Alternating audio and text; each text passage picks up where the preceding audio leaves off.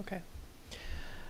Good morning, everyone. My name is Eileen Birmingham, and I'm here on behalf of the Finance Committee of the Montclair Township Council. And we are here today because we are in the midst of 2025 budget. It has been introduced, and we will go over the dates a little bit further. But for this morning, we are joined by members of our Planning and Zoning Department, our Finance and Administration Department, our Water and Sewer Utility, and the Department of Community Services. And they are going to be here discussing their budget for the 2025 year. I want to give them all a big thank you for being here on a Saturday and joining us. And we will be, I think they have slides prepared, and then we may have some questions for them. Members of the public are also welcome, of course. So without further ado, I'm going to pass it to our Director of our Planning Department, Ms. Janice Talley. Thank you, Janice. Hi, good morning. I'm Mayor Baskerville, and I'd just like to thank Councilor Birmingham and Councilor Rahum Williams, who have been working along with myself tirelessly with all the department heads to create what we're going to present today in the form of the things that we think might be moving in the right direction for a budget. But I just wanted to make sure that everyone knows how these things come to be. And Eileen, you've just done a yeoman's job, so I wanted to give you a personal thank you.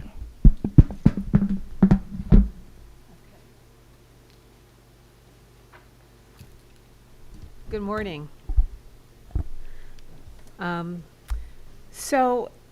For the Department of Planning and Community Development, I'm going to start with a summary of what our mission, what our objectives are for this year and what we're trying to accomplish, and tie that to really our budget and the changes we've proposed for our budget this year. So the mission of the Planning Department is to guide and regulate land use and development to ensure that it aligns with community goals, advances sustainability, and promotes public health, safety, and welfare.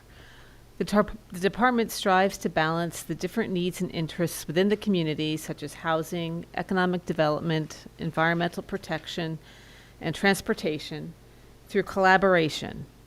And that's collaboration with local organizations, residents, members of the council, members of the many boards that we have, and committees in the township, and other stakeholders to ensure that all voices are heard. So for this year, our objectives are, of course, as always, to ensure that the township's land use policies align with community goals. That, of course, has to do with our ongoing work in terms of maintaining our master plan and all its various elements, as well as ensuring and reviewing all of our land use policies and ordinances to make sure that they are designed to achieve the goals that are set forth in our master plan. Another objective is to advance the township's complete streets policy. Over the last couple of years, we've been taking the lead on that, overseeing the acquisition of grants, and working with other boards and the other professionals and the Complete Streets Advisory Committee, previously known as the Vision Zero Advisory Committee, or Vision Zero Task Force.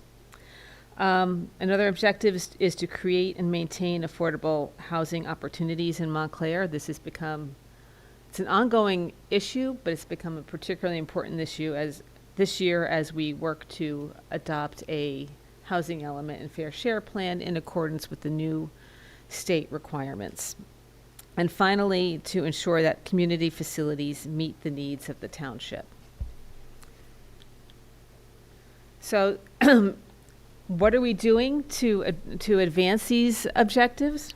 Some of our strategies are: number one, to complete and adopt the fourth round housing element and fair share plan for the period 2025 to 2035. We're in the thick of that, and hopefully we'll be wrapping that up in the next month or so, in time for submitting it to the state by the June 30th deadline. Number 2, amend the climate change related hazard vulnerability assessment in the land use plan element. We've already amended the land use plan element to include this component, but we did receive a grant from NJDEP, and through this, and this grant is designed to create a resiliency plan for Montclair. And in order for us to get to that resiliency plan, which is more of an action plan, it's very strategic, before we get there, DEP wants us to amend our climate change related hazard vulnerability assessment to match the resiliency plan. So that's what we're working on, and we've been making a lot of strides on that change, and I anticipate this summer we will be making that amendment, adopting that amendment to the land use plan. Number 3 is to complete the master plan reexamination report. We started working on this a couple of years ago, and then we had some staffing issues, and it was put on the back burner. Then, of course, this year we had the other priorities being mostly the housing element. But that is due to be completed by 2026, December of 2026. So once we complete these 2 tasks, we will be going back to completing the master plan reexamination report. And number 4 is to initiate an updated land use and circulation element of our master plan. I've heard from members of the planning board that they really want to amend, actually create a new land use and circulation element of the master plan. The one that we have right now was funded by DOT, a $200,000 grant from DOT we received in 2010. It was adopted in 2014.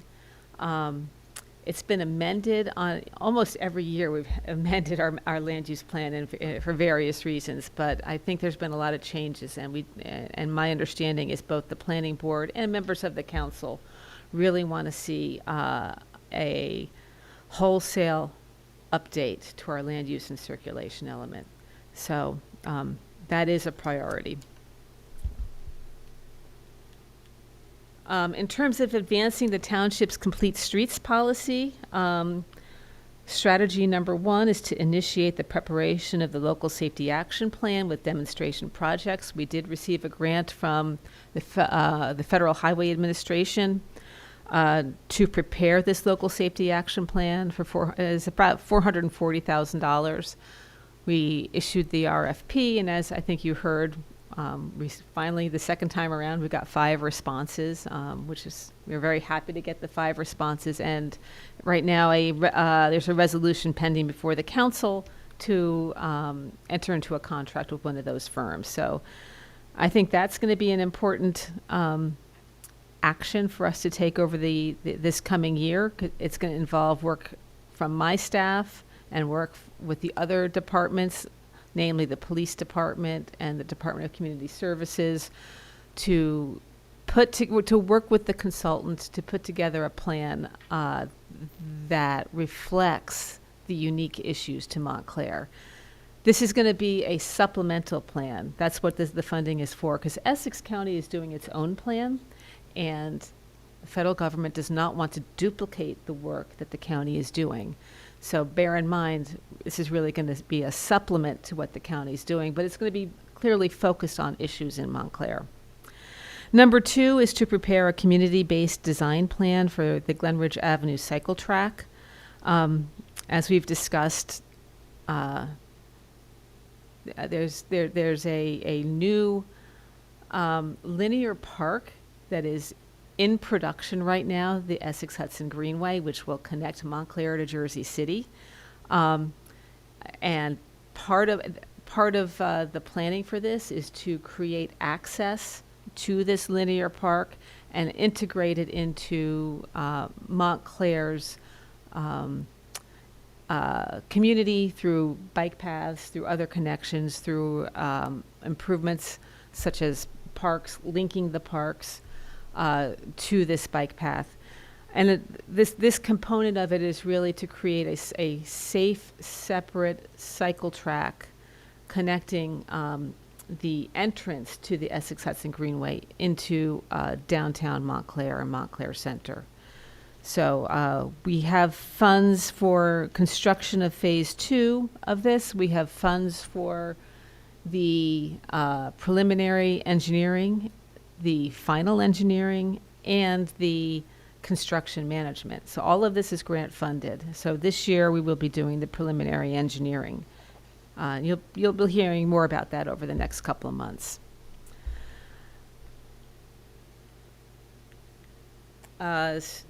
Objective number 3, which is to create and maintain affordable housing opportunities in Montclair. Strategy number 1 is to establish programs and adopt policies to implement the 4th round housing element and fair share plan. This is assuming that our plan gets adopted, and I'm sure it will. In one form or another, I'm sure Montclair will have an adopted plan. Once it's adopted, then my staff, we will be working on proposals to move forward with this, move forward with not only with the proposed changes to our regulations, but also moving forward with the programs that are identified in our spending plan. And that does take quite a bit of time, but it's an important component of what we do. Strategy number 2 is to oversee the administration of the township's affordable housing inventory. That's a lot of work as well. We have in the past had outside administrative agents. We have a new administrative agent who started a couple months ago, and we finally are in a position to reopen our waiting list because as of this week, we have an online application form. So I'm not sure if that's actually been put onto our website yet, but as soon as it's on our website, I've asked Matthew, our communications director, to put a notice on the website that our waiting list is now open. Here's the online application. And once I make sure that it's working, then we will publicize it and send out notices on our bulletin, on all the bulletin boards and social media that it is open. That's only one component of what is required for administering the affordable housing program. We have close to 120, 130 units that we directly manage. And there's always issues with managing the waiting list, questions that come up with tenants, what's going on with the tenants, what's going on with the landlord. We get inquiries from people who own affordable units who are interested in refinancing, in which case we have to do a subordination agreement. And in addition to the responding to the day-to-day questions. While we do have an outside administrative agent, we do ensure our phone number is on the website. So if people have specific questions, they can come to us. We also have the phone number for our administrative agent, but we want to make sure that my department is responsive to questions and concerns. I have to say, Christina, my administrative assistant, has taken on the initiative to learn not only about affordable housing in Montclair, but affordable housing opportunities, in Essex County and New Jersey, so that when somebody has a question, we can give them direction. And it's either through our office, with what resources we have, but resources that might be available through if it's a seniors, through our senior citizen Office of Senior Citizen for senior citizens here, or either at the county or at the state. And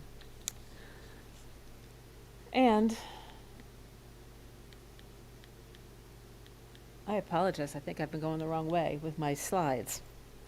The 4th initiative is to ensure that community facilities meet the needs of the township. Number 1 is to complete the remediation of the former gas station at 399 Orange Road to create a new pocket park. That's been 15 years in the works. It's been completely funded through state grants, which is probably why it's taken so long. We're nearing the end. In fact, I met with our LSRP in the field yesterday. We have a RFP, a bid that's out, and we met with interested bidders on site to talk about the constraints and identify what needs to be done to get that property not only remediated, but in a manner that it can then be easily converted into a pocket park. From what I heard from the contractors, when I said this has to be done this summer, nobody fainted. So if we can move quickly on it, I think we can, the contractors are ready to move quickly on it as well. The bids are due, I think, the end of this month. I think it's May 28th. So I'm hoping that we will have a resolution on your agenda at June 3rd to hire a contractor to oversee the remediation of 399 Orange Road and get this done. Number 2 is to implement short-term improvements to the Church Street roundabout while awaiting funding for a longer-term solution. I know this is a small project, but it's somewhat unsightly. We made the transportation improvements for that roundabout. This is simply working with the Montclair Garden Club, who has created a landscape design for that park, and they've agreed to maintain it. And that, in my mind, is an interim solution. We've talked about a long-term plan to not only improve the roundabout, but the area around the roundabout. We had a plan to do landscaping around that area and make it much more attractive than it is today, but we don't have funding. There is funding that I anticipate coming in from the redevelopment of 59 Church Street. I believe it's about $250,000 that they have to commit to the township prior to them receiving their CO. So we do have a funding source that is available to make improvements to that roundabout, which is, again, right down the street from 59 Church Street. And number 3 is to work with township officials, staff, and consultants to identify an appropriate location for the municipal building and the police station. We've been talking about this for years. There is a need, and we are here to help the other departments and members of the council move through this process in any way that we can make ourselves available. So let me get this going the right way. Now I come to my budget. And the only change to my budget for this year is an increase in the operations and expenses for the planning department of $105,000. That $100,000 is to support the work for the master plan. I believe when asked previously about what would be the cost to redo our land use and circulation element, I had said $200,000. The intent is to spread that cost over 2 years. So for this first year, I think we would really like to hire a consultant to focus on some of the existing conditions, an assessment of post-COVID parking, post-COVID loading, and do do an intensive analysis of what's going on in our residential districts. Some of the stuff we can do in-house, but a lot of it we need to go to outside consultants to do that. So that's part of that. There's a small increase in my operating expenses to support some new software that we're getting. We started this year with a software firm who's designing an online application, and we're not done with it yet, but they're developing it so that rather than coming in with paper applications and requiring staff to upload every single document to our website, we're going to turn that around, and applicants will have to upload everything into a cloud-based database, and then we will provide links to all that information on our website. So I think that'll make it much easier for myself and my staff. We don't have to upload every single piece of paper. And it will help our communications director, because right now he has to upload everything to the web. So we're working with him on a daily basis for every single piece of paper that needs to be made available. He's uploading it. We need to get a software system that makes that much easier. The Zoning Board of Adjustment went up $1,000, and that's just to reflect the increase in professional fees for the Board of Adjustment. Their budget is very modest at $20,800. So $1,000 is really to reflect the anticipated increase in the board attorney's fees over the years, over this year that is anticipated. And the budget for the planning board has remained the same at $73,400. We've been able to make it work with all of the work of the planning board and the planning board consultants. For the everyday work of the board, I don't anticipate any changes to that. And the other item, below that, I'm just showing you, in addition to our budget, we do have access to grants and trust accounts, including almost every year, our department gets a grant. It's called a Certified Local Government Grant. It's used in concert with the Historic Preservation Commission to do the various studies and analyses that move forward with the township's various historic preservation initiatives. Every year we get about, it's actually about $200,000 to $300,000 in CDBG funds. I have TBD on there for this year. I attended a meeting yesterday after I had prepared this slide, and the county anticipates they heard back from HUD for funding for 2025, and I think countywide the anticipated reduction is only $63,000 to a budget that's about $3 million. So they said don't anticipate any significant changes to the township's allocation.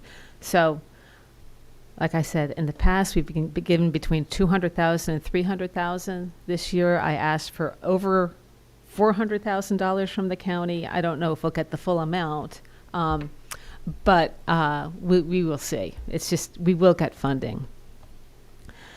We have a small business grant. That is a multi-year grant that we're using to pay for our economic development coordinator and the small business advocacy office. The $926,000, that's the cleanup for the 399 Orange Road. That's the grant from the Hazardous Discharge Site Remediation Fund. We have the grant for the Glenridge Avenue cycle track for $1.3 million. That's construction and preliminary engineering. I just lumped that into one item. And then we have the Safe Streets for All grant at $438,000. I anticipate that will take 2 years to complete, which is why we did this as a competitive contracting, through the competitive contracting process to allow us to do that as a multi-year contract. And then the others, we have over $2 million in our housing trust fund. We spend down from that as opportunities arise over the course of the year, and members of the council will see we have a spending plan proposed as part of the fourth round housing element and fair share plan, and we will talk about that in a little bit more detail at the June 3rd meeting. And finally, developer escrow accounts. That's just that's where we store money to pay our professionals to review the applications that are pending before the Planning Board, the Board of Adjustment, and the Historic Preservation Commission. So as applicants come in, we collect escrow funds, put them into the escrow accounts, and it supports the payment of the various professionals who are reviewing the applications. So that's just an ongoing collection and disbursement account. So that's it. That's my budget proposal for this year.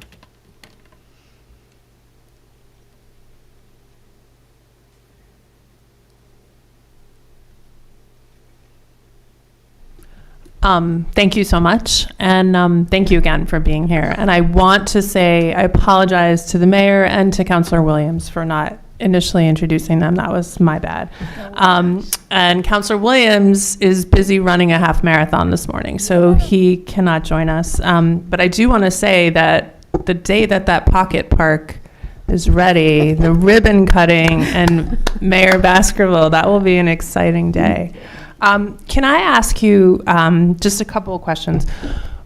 Obviously, a lot of work is being done through grants. Do you have a sense, and I know this is something that you're probably keeping track of, but in terms of any of those that may be vulnerable or because some of them are reimbursable grants, do you have any sense of any of them that might be particularly vulnerable or that you might be concerned about? I was very concerned about this community development block grants. And Yeah. since we heard yesterday that it's included in the proposed budget with a minimal, the federal budget with a minimal reduction, I'm not concerned about that. I think we need to closely monitor the transportation grants. I haven't heard anything. I think there was a letter that was circulated that the federal government is taking a close look at those projects to perhaps claw back projects that include the elements that they don't want to see, the diversity, equity, and inclusion. That's what I heard. I don't think that our contracts, even though we're addressing overburdened communities, and that's one of the requirements of all of these projects, is to evaluate how you address the needs of overburdened communities within Montclair. I don't believe that will be affected. But I do think that when we enter into these contracts, we need to have a clause in any contract that if the funding is eliminated by any action of the federal government, that we are no longer obligated to pay the contractor for any expenses moving forward. I don't know how else to handle it. Yeah, that makes sense. I have a couple more questions, but why don't you go ahead? Okay. Thank you very, very much, Janice. So I don't know if you're well, this is probably going to take some communication between you and our manager and perhaps other people. But just curious, has there been any discussion about the possible need for an individual like Director of Housing? And I'm thinking about that because I know because of the hard works of Councilor Eric D'Amato, Sushin Anderson, and some other council members, they had the director of the Complete Streets model that they put in place. And as we're going through these types of things, right, we're talking about affordable housing, we're talking about HUD, we're talking about unhoused residents, which I anticipate that number will continue to go up. We're talking about rental needs for people. We're talking about senior citizens and their specific needs. So I was just wondering if there's any thought or consideration, or do you at this moment think it might be helpful to have a position that specifically took charge of all things housing, whether that's Director of Housing, whether that's a coordinator of housing position, and then possibly not have to retain the outside administrative agent and just try to bring it all into one? Because right now, especially for the residents, if they have concerns, it's just really hard for them to figure out who to go to, and then, sometimes you leave a message for this one and that one. So I personally think it's worth looking into, but I thought that while we had the opportunity today, I would just ask and see if you think that would at all be helpful to anything that you're doing. I have to, and first I'm going to say that I think my department is doing an excellent job. Oh, I do too. With our housing issues. Yeah. And I do believe that it should be part of a bigger conversation.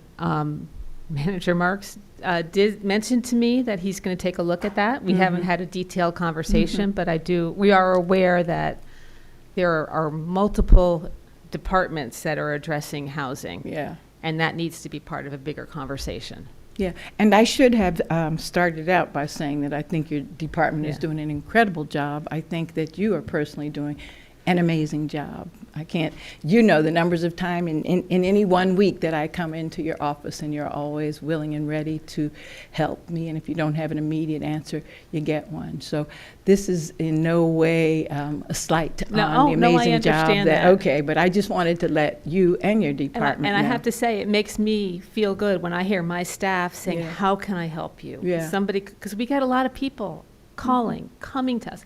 How can I help you? And and that is, I think, really important. Mhm. And Health and Human Services, I believe, is also doing an incredible job. But then we have part of the things that's going on with the housing Yeah. is up in Health and Human Services. Part of it is in, you know, separate HUD individual. And so, yeah, that's just something that I think about. And yeah, definitely I'm sure it's Right. going to be, hopefully, in the discussions for the future. Yep. Thank you Good. so much for Oh, your you're welcome. presentation. I just have a couple more. For the housing element, can you explain, someone was asking me this, and I just want to make sure that they got the right information. We were given, based on a calculation, a number of units that need to be rehabilitated, and that we are essentially bound to, or We No. agreed to that. We agreed. we agree to it. We So- agreed to an obligation of 132 units to be rehabilitated. Okay, so 132 units to be rehabilitated. Our housing element may be more expansive than that, more ambitious than that. But if we submit that to the state, are we obligated then to complete what's in the element? Or how does, in terms of just, someone was asking, Yeah. why wouldn't we submit the minimum? And I just want to make sure that we are all understanding. Well, let me clarify it. What the housing plan proposes is to use the excess credits. We had to evaluate part of the housing plan evaluated how did we address our third round obligation. So we did address our third round obligation. In fact, we have excess credits to the tune, I think, of about 150 units. I don't have the number right at my fingertips. So what the fourth round housing plan proposes is to use those excess credits to fully address the 132 unit rehabilitation obligation. By addressing that rehabilitation obligation, we tell the state when we deliver our plan to them, we've fully addressed our 132 unit obligation. So therefore, because we've addressed our affordable housing obligation, we have a lot more latitude in our housing plan, in our housing policies, and that we hope that because we've addressed that obligation, we can continue to do our local preference, which again is intended to address the issue of providing for affordable housing for Montclair's low-income residents, our long-standing, we've always been a diverse population, both economically, socially, and racially.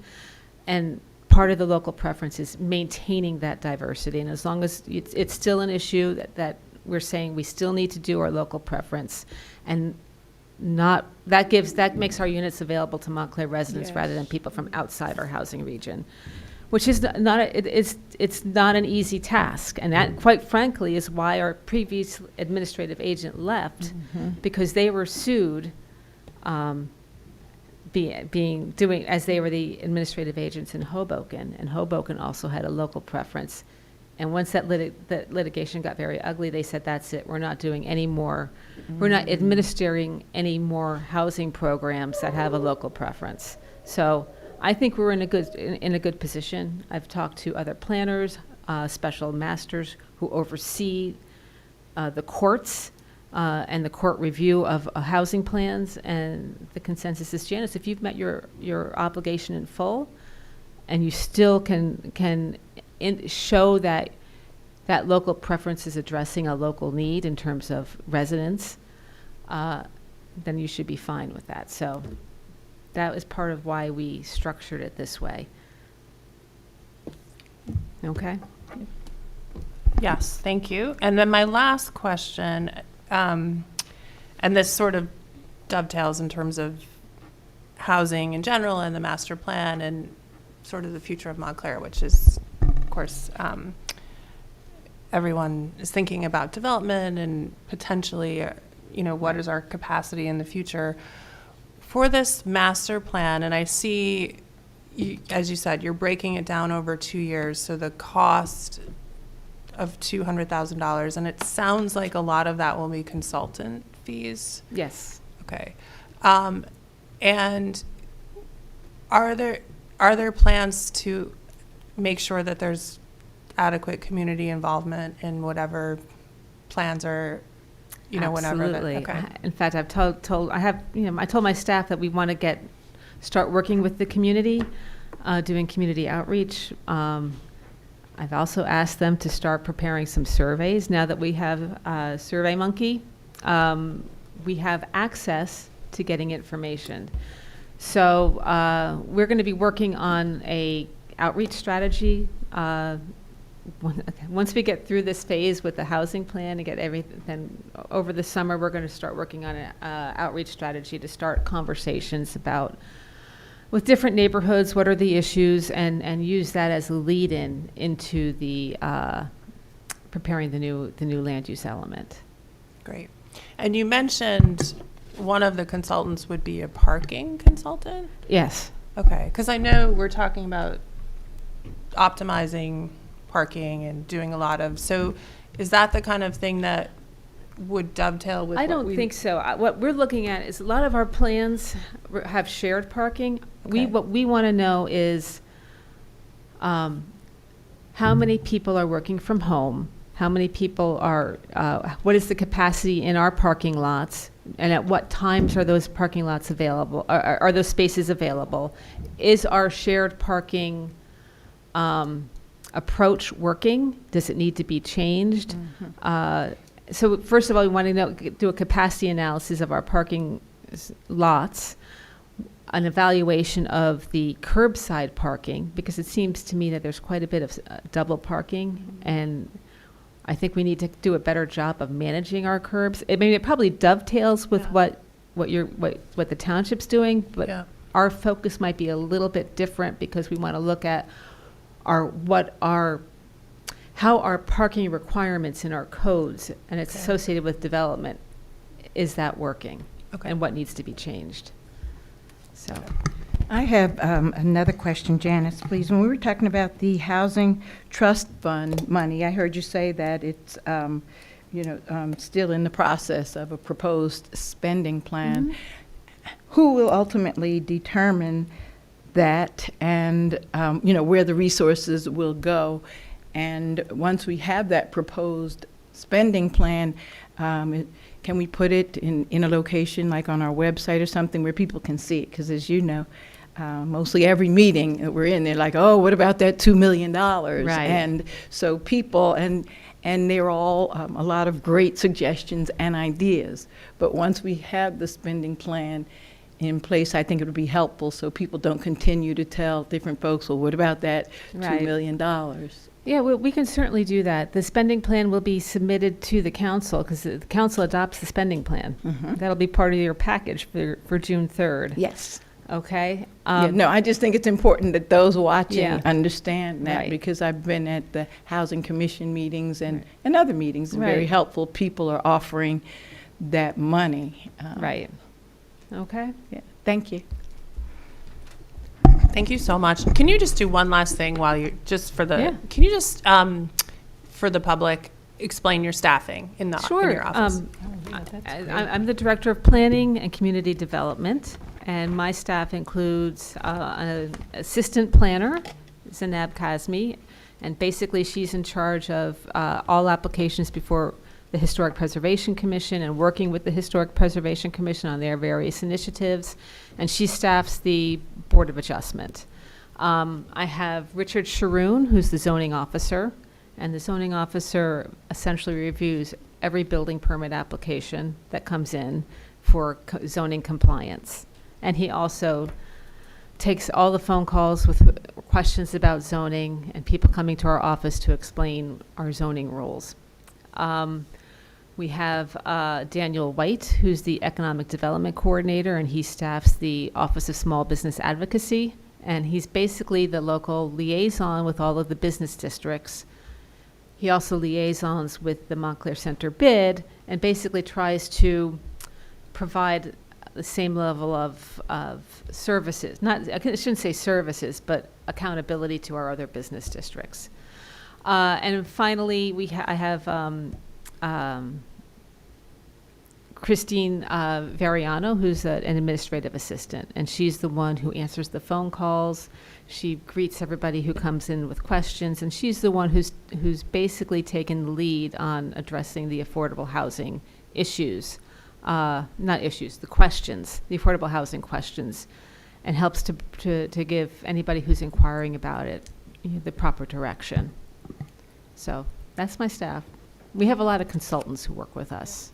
Have you had an opportunity to look at outcomes with having the position of the Economic Development Coordinator to determine if that is something that is really needed here and changing the outcome in terms of whatever the communication types of things are that we expected when we created that position? I know it was not here for a very long time, so I'm Right. just wondering if we've had an opportunity to take a look at it and we think that that's something that's really an asset.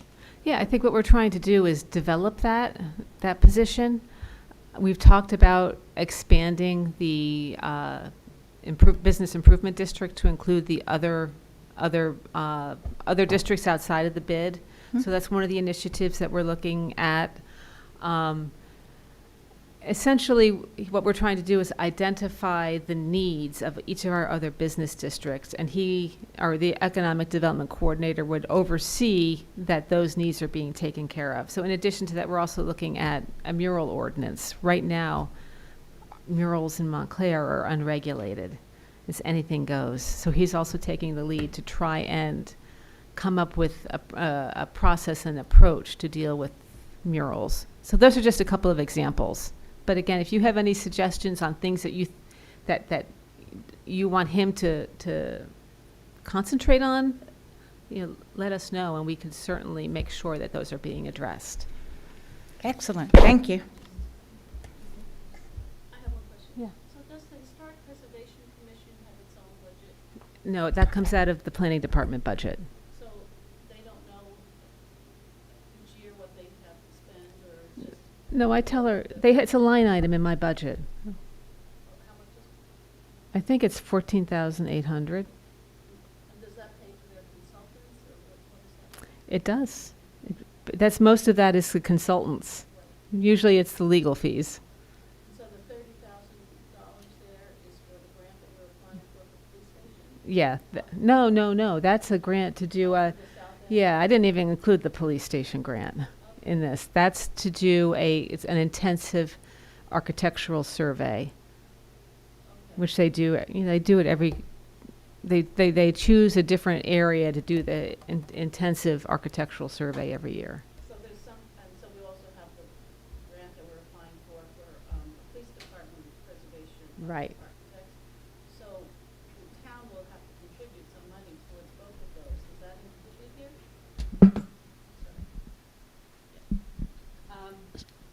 Well, for my historic preservation grant, there's no local, there's no match. There's no match under the 30,000 for No. the south end. No, that But- goes, but I don't have the match for my budget does not include the match for the police station, because I think that's a capital project. So that would Well, come out of a capital budget. Well, at this point, it's just a preservation review. Oh, So well, I don't know. It occurred to me, so. I don't know where that match is coming from. Oh, okay.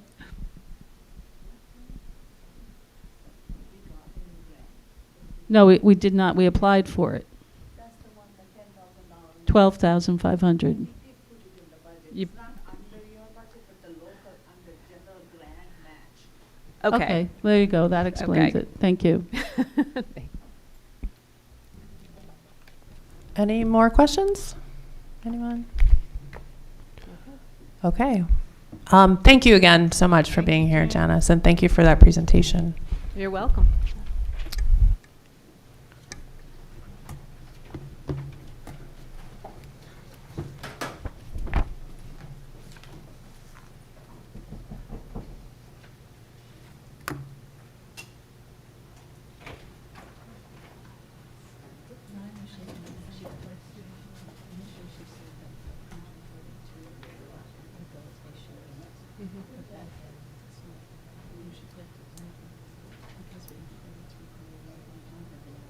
Oh, but no, but that was, what I meant was like, that's what the state, yeah, we have credits, but like So it's that's not what, something- yeah, yeah, no, that's where I would.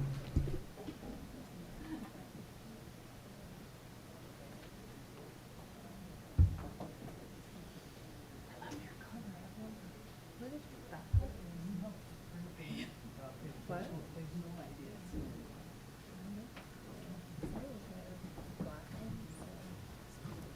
We need to swap out, saying like the color of they- the blazer. It's beautiful. I know, well, love she's that. always. I love that color. Oh, and that jacket would have been sharp with that. Yeah. Yeah, no, I know, I really like that color. I had the best time with Carmel yesterday. It was just Oh, a I think she's going. good time for us. That's what we did. But we had Oh, fun with the kids. nice. Yeah. Oh, that's Sometimes so it's nice just yeah. to just do some B time with folks. Good morning. Are we ready? Ready. Ready? Okay. Good morning, everybody, ladies and gentlemen. My name is Stephen Marks. I'm the Township Manager. I'm here with Maja Rao. Good morning. Good morning, ladies and gentlemen. Good morning, Morning. Finance Committee. Good morning. This is Maja Rao, CFO of Township of Montclair. So this morning, we're going to go over two things. One is the Department of Finance and the business units that fall under the Department of Finance, and then the administration. When I'm referring to the administration, it's more general, which includes a lot of business units that don't fall under business units in terms of budgeting that don't fall under any one department or other. So a general budget overview, and this is a little bit of a recap of from the budget introduction. So the 2025, in terms of revenues, revenue categories and revenues for the 2025 budget, the non-tax revenues are approximately $30.8 million. The township is anticipating $2.9 million in grants for 2025. Total miscellaneous revenues, which includes the non-tax revenues and the grants, is approximately $33.7 million. The anticipated tax levy is approximately $74.2 million, which is just shy of a 2% increase. And the total general revenues for 2025 as introduced are approximately $108 million. The municipal tax increase for 2025 anticipated under the introduced budget is approximately 1.98%, and the average municipal tax increase in dollars is approximately $107. That is in comparison with last year, where the municipal tax increase for last year, 2024, was approximately $140. So, actually, some of the things that the township is anticipating besides tax dollars for anticipated revenue categories, we're anticipating using approximately $8 million in surplus. We are anticipating approximately $3 million in state aid. We are anticipating using or receiving approximately $5.4 million in fees and permits. We are anticipating approximately $5.9 million in pilot payments. We are anticipating approximately $1.4 million in uniform construction code fees. We are anticipating approximately $1.2 million in interlocal service agreement revenues. And then we're also anticipating $2.3 million in federal, state, and county grants. We are also, as we described in the budget presentation at introduction, anticipating using approximately $1.3 million in surplus from the parking utility. And then other miscellaneous revenues are approximately $1.9 million. Some of the miscellaneous revenues that the fees that the township collects include the Board of Adjustment fees, approximately $12,000, sorry. Planning board fees are $7,400. Zoning permit fees are $12,900. Historic preservation certificates of application are approximately $4,200. Police ID Bureau is approximately $39,000. Tree removal and restoration fees, $16,000. Tree contractor registry is approximately $4,800. Fees on vacant properties are approximately $121,000. So on and so forth. I don't know if you wanted me to get into the nitty-gritty detail. So the total miscellaneous revenues are approximately $991,000. In terms of appropriations, so this year's budget is anticipating using $43.6 million in salary and wages, $27.4 million in other expenses. The statutory and deferred charges are approximately $11.4 million. Again, state and federal grants, $3 million. Capital without grants are approximately $2.8 million. Debt service is approximately $8.6 million. School debt service is approximately $7.8 million. And the reserve for uncollected taxes is approximately $3 million. Total appropriations, again, equaling $108 million.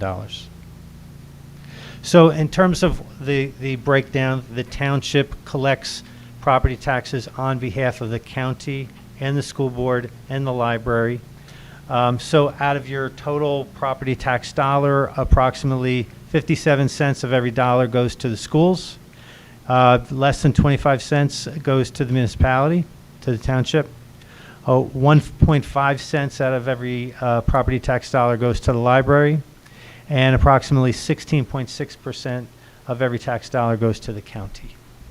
So the average assessed residential property in Montclair is assessed at $639,000, and the property tax bill for a house assessed at $639,000 would be approximately $22,537. So the finance department, I'll turn it over to Tamaja at this point for the mission statement. Thank you.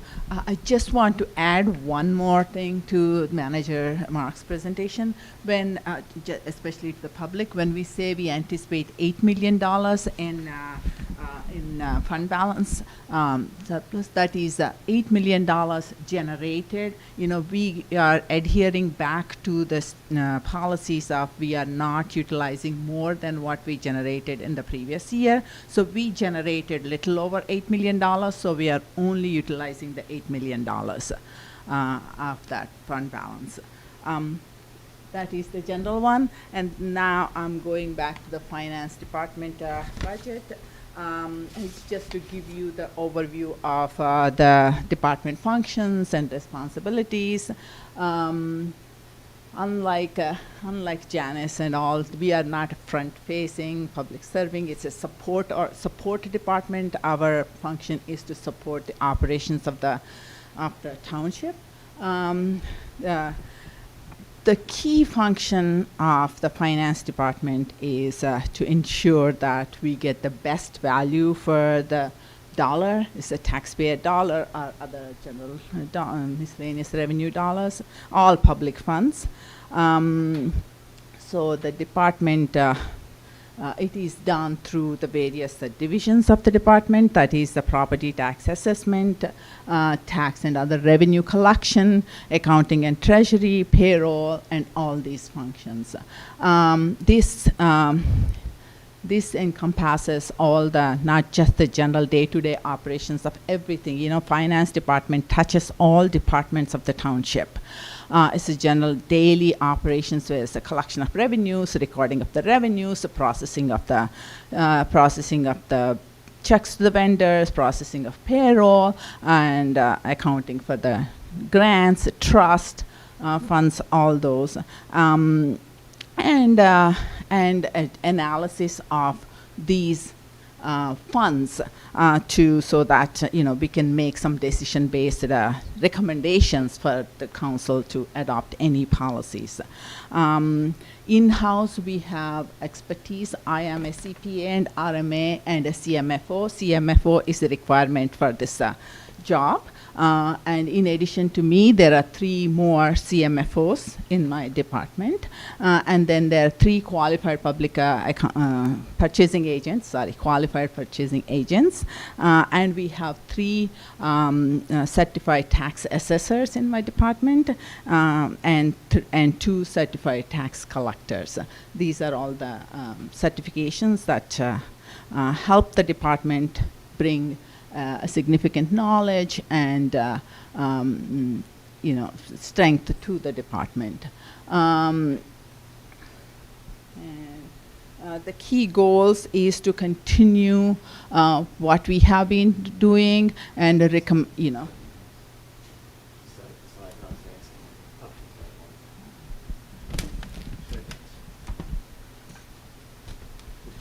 Yeah, okay.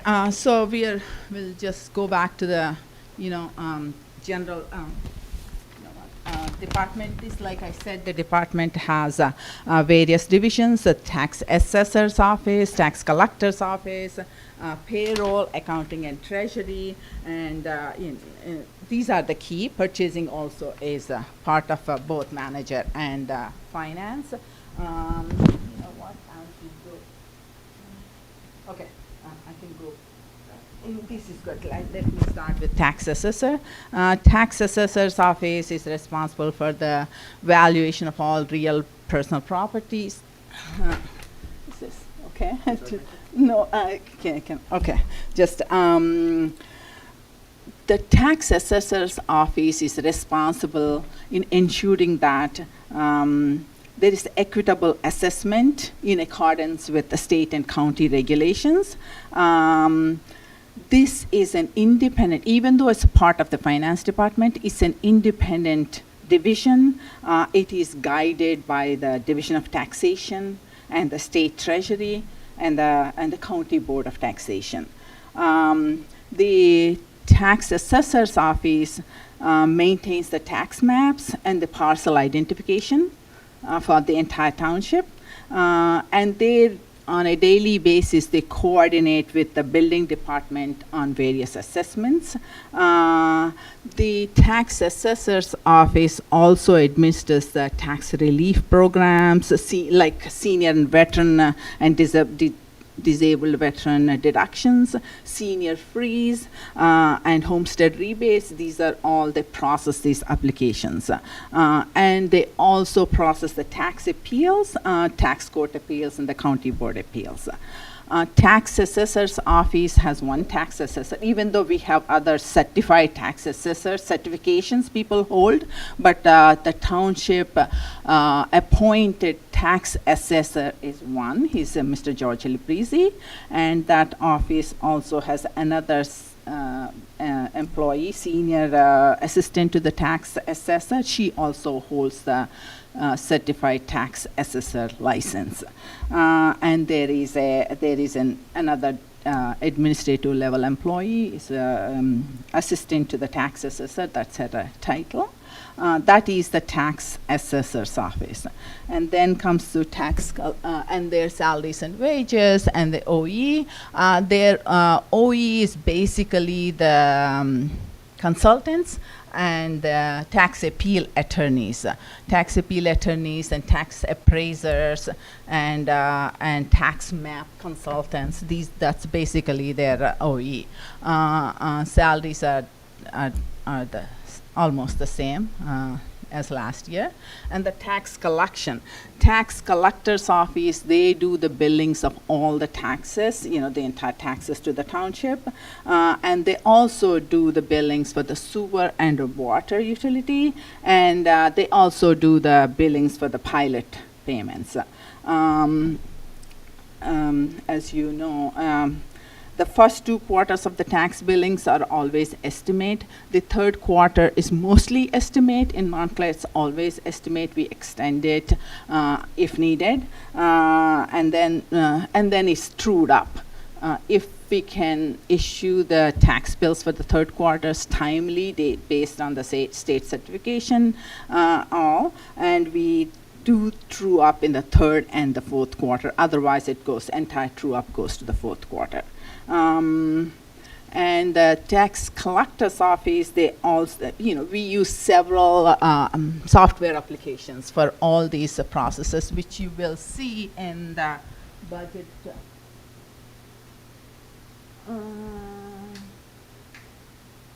Before, can I go back? Yes, yes. And it has to be a tax. I'm sorry. Yeah, there is a line for the all on campus. Sorry. Centralized financial applications. Yes, we see that centralized financial applications. That's $231,000. That is the payroll application that we use, Prime Point, and the MSI. That is an accounting software. Okay. And tax collector's office uses Edmunds, it's to billing and collections, processing of the collections and recording of the collections. And we also use they also use Neptune. Neptune is the water utility usage, and all is monitored through that Neptune, and the billing is also based on that. Though that's a biggest expense for all. The tax collector's office processes the annual tax sales. Generally, they are in October, November time, and they process the senior, veteran, and disability applications. The assessor processes the application, and the tax collector's office gives those deductions. It's a high level of foot traffic and telephone traffic. It's a constant, regularly, because of that. They handle all kinds of inquiries for tax payments, water payments, sewer payments, tax title liens, and we get inquiries regularly from the real estate agents and the closing professionals. And there are a lot of refunds on a daily basis going on. Sometimes the mortgage company pays and the owner pays, and those are the major refunds that you see in your regular bills list. When there is a refund, it's not always the tax appeal refunds. Most of the refunds are because the owner paid and the mortgage company paid double payment, so we refund that.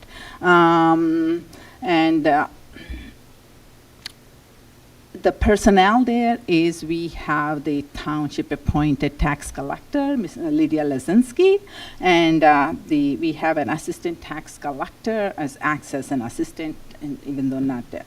And Dana Thomas, and they have they have one senior clerk, and Latoya Pace, and then a position is open. And then there is they also the superintendent of water collections and a clerk for the sewer utility also stay there, also are stationed there. They are funded through the water utility and sewer utility respectively. It's not from the township budget, but they are part of the department. And then so finance administration is basically me and the administrative assistant. The administrative assistant also processes the weekly payrolls. This is one of the very few towns where there are bi-weekly pay and weekly pay. Weekly pay is a continuous, every week it's a payment. And especially during summer, it gets very busy because of the seasonal staff. Continuous seasonal staff. And that's that. And then accounting and treasury, we have accounts payable, accounts receivable, and the payroll supervisor is also stationed there. And tax collectors, we already discussed it for in the tax collector's office, are township budgeted, and the rest two are one for the water utility and one for sewer utility. And then the tax assessor are 3 employees.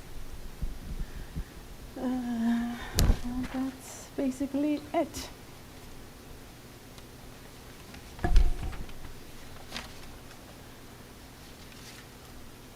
If I want to give some additional functions the general functions of the payroll department is not just processing the payroll of the staff.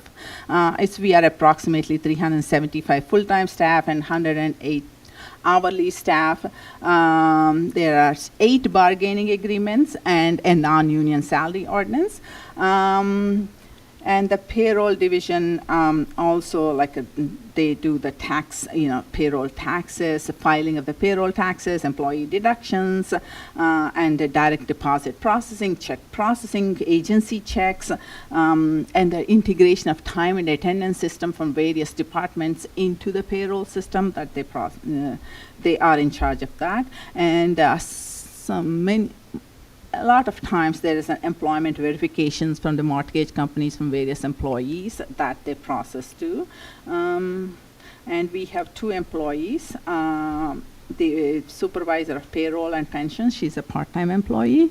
And the other employee is part of the finance administration. She's the administrative assistant to the finance department plus the payroll administrator. Accounting and treasury functions, they are responsible for all incoming funds, municipal revenues, collections, tax collections, and processing of the Board of Ed payments, municipal public library payment, business improvement district payments, and county payments. That's mainly it. Thank you very much. So now after finance, I'll go into administration more broadly, beginning with the mayor and council. So the mayor and council, as everybody knows, is the legislative body for the municipality. So the salary and wages for 2025 proposed is approximately $42,000, and the other expenses are approximately $45,000. So it's representing a 14% decrease and a 4% decrease respectively. There are no full-time employees. However, the mayor and council are part-time, and there are seven members of the mayor and council. Next, the township manager's office. So the total payroll, the total salary and wages for the township manager's office for 2025 is approximately $663,000. The other expenses are approximately $363,000. As you can see, it stands out. There's a 48% increase in the township manager's budget. This is largely due to the purchasing division in the QPS office is now under the manager's office, so that is 2 employee salary increases, and then the new Safe Streets coordinator, that's new in there too. Right. That was the main reasons. Plus, under communications, it includes communications. So the employee who had previously broadcast these meetings is now under the township manager's office. That was a move that was made earlier this year or last year? Earlier this year. Earlier this year. So the total staff for the township manager's office is approximately 8 full-time and 0 part-time employees. Last year, that was approximately 6. The township attorney, the line item for the township attorney. So the salary and wages for the township attorney's office is approximately $130,000. Other expenses, which are primarily the legal contracts for outside counsel, is approximately $610,000. The total staff in the township attorney's office is approximately 3 full-time and 1 part-time employees. It is the budgeted staff because the council expressed interest to hire full-time township attorney and the assistant township attorney. So it is budgeted for partial year, and the rest is under other expenses because interim township attorney is a consultant currently, so it is under the other expenses, and they have a paralegal currently. And there is a request to doing either the paralegal or the administrative assistant full-time, so that is also budgeted in that division. So the township clerk's office, the total salary and wages for 2025 is approximately $268,000. And the total other expenses for the Township Clerk's office is approximately $49,000. For election expenses, we've budgeted $15,000 for salary and wages, which is a 0% increase, and $190,000 for other expenses, which is a decrease because we're not having a municipal election this year, obviously. But there are gubernatorial elections and state legislative elections this year. The total staff in the Township Clerk's office is approximately 4 full-time and 0 part-time employees. That's the same as last year. The municipal court. So everybody, not everybody, but civics and civics class, you're taught that in terms of the branches of government. The municipal court is a separate judicial branch of government. The mission statement for the municipal court is that it is an independent branch of government responsible for the fair and just resolution of disputes. The municipal court accepts the filing of all complaints issued by all law enforcement agencies, as well as those filed by citizens. The municipal court processes tickets and complaints from initial issuance by multiple agencies, such as law enforcement, code enforcement, and health department, to disposition. So the total salary and wages for the municipal court is approximately $673,000. The other expenses is approximately $72,000. There are 9 full-time and 2 part-time employees within the municipal court. Under Human Resources, the mission statement of the Human Resources Division is that the Human Resources Department is committed to fostering a supportive, inclusive, and productive work environment by attracting, developing, and retaining top talent. We prioritize employee well-being, growth, and engagement to help achieve township goals while maintaining a strong culture of trust, respect, and collaboration. Our vision is to create a workplace where each employee thrives and contributes to the township's success, driven by innovation, equity, and engagement. So the total salary and wages for the Human Resources Department is approximately $200,000. Other expenses are also approximately $200,000. There are 3 full-time and 0 part-time employees within the Human Resources Office.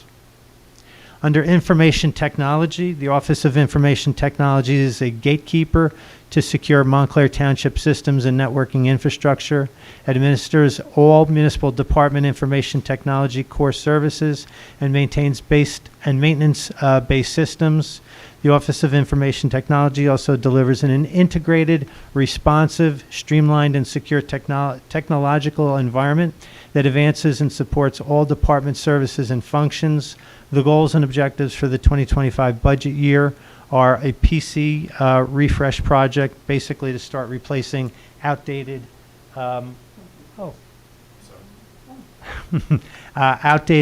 computers, to renew township security enterprise agreements, and to centralize all township software. The salary and wages for the Information Technology Division or Department is approximately $189,000. Other expenses are approximately $728,000. There are 3 full-time and 0 part-time employees within the Information Technology Department. That's the one reduction from, I'm sorry, the last year you see 4, that's the one transfer from under IT to the manager's office, that is the TV34. So Uniform Construction Code, or people refer to it as the Building Department. So the employees within the Building Department are municipal employees. However, the code officials themselves are actually licensed by the state of New Jersey, and they actually take their division from the director of the Division of Codes and Standards within the New Jersey Department of Community Affairs. So they're essentially in but not of municipal government. So the salary and wages for the Building Department is approximately $1.15 million for 2025. The other expenses is approximately $21,000. There are 9 full-time and 6 part-time employees, and that's the construction code official, electrical subcode official, plumbing subcode official, building inspector, etc. So under code enforcement is a separate department and division. So the mission statement for code enforcement is The Division of Code Enforcement, Housing and Property Maintenance provides courteous and efficient service as we enforce township codes. We are committed to the health, safety, and welfare of Montclair. Code enforcement works in partnership with both residents and businesses to ensure that all rules and regulations are fairly applied. The complete and initial visual and lead inspections, so there were 303 properties inspected out of 973 that I believe contain lead or lead paint. They inspect and enforce the sidewalk complaint backlog or the sidewalk maintenance ordinance. They are seeking to update their standard operating procedures, and they partner with animal control on chicken coop permitting. Yes. The lead inspections, it is we got a grant for the Code Enforcement Division to implement the lead inspections. This is the community Department of Community Affairs grant. They are continuing the work. Most of the inspections are complete. How do they work with the health department, whatever they're doing with the lead inspection? Because I remember that we got some additional individuals to our health department so that we can do whatever's going on with this lead inspecting. I believe the health department lead inspections are basically, they inspect the people based on their individual blood reports, Okay. etc. But this code enforcement lead inspections, they go to the buildings, people's houses, and verify the paint, etc. This is not an individual related, it is rather a structure-based Okay. inspection. So this group does structure and the nursing department does people only? I believe so. Okay, Yes. thank you.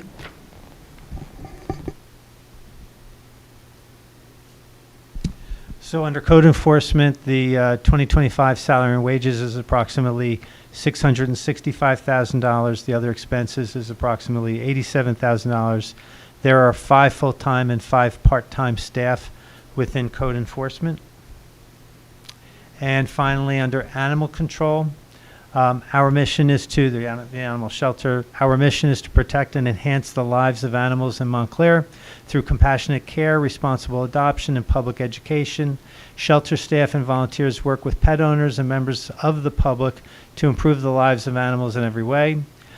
Goals are to update the standard operating procedures and decouple ACO standard operating procedures from animal control from shelter staff SOPs, increase awareness and feed generation from animal registration, and improve communication and interaction with community partners. The total salary and wages for 2025 for the animal shelter is approximately $499,000. The other expenses are approximately $162,000. There are 6 full-time and 4 part-time staff within the animal control division or the animal shelter. So that is it for finance and administration.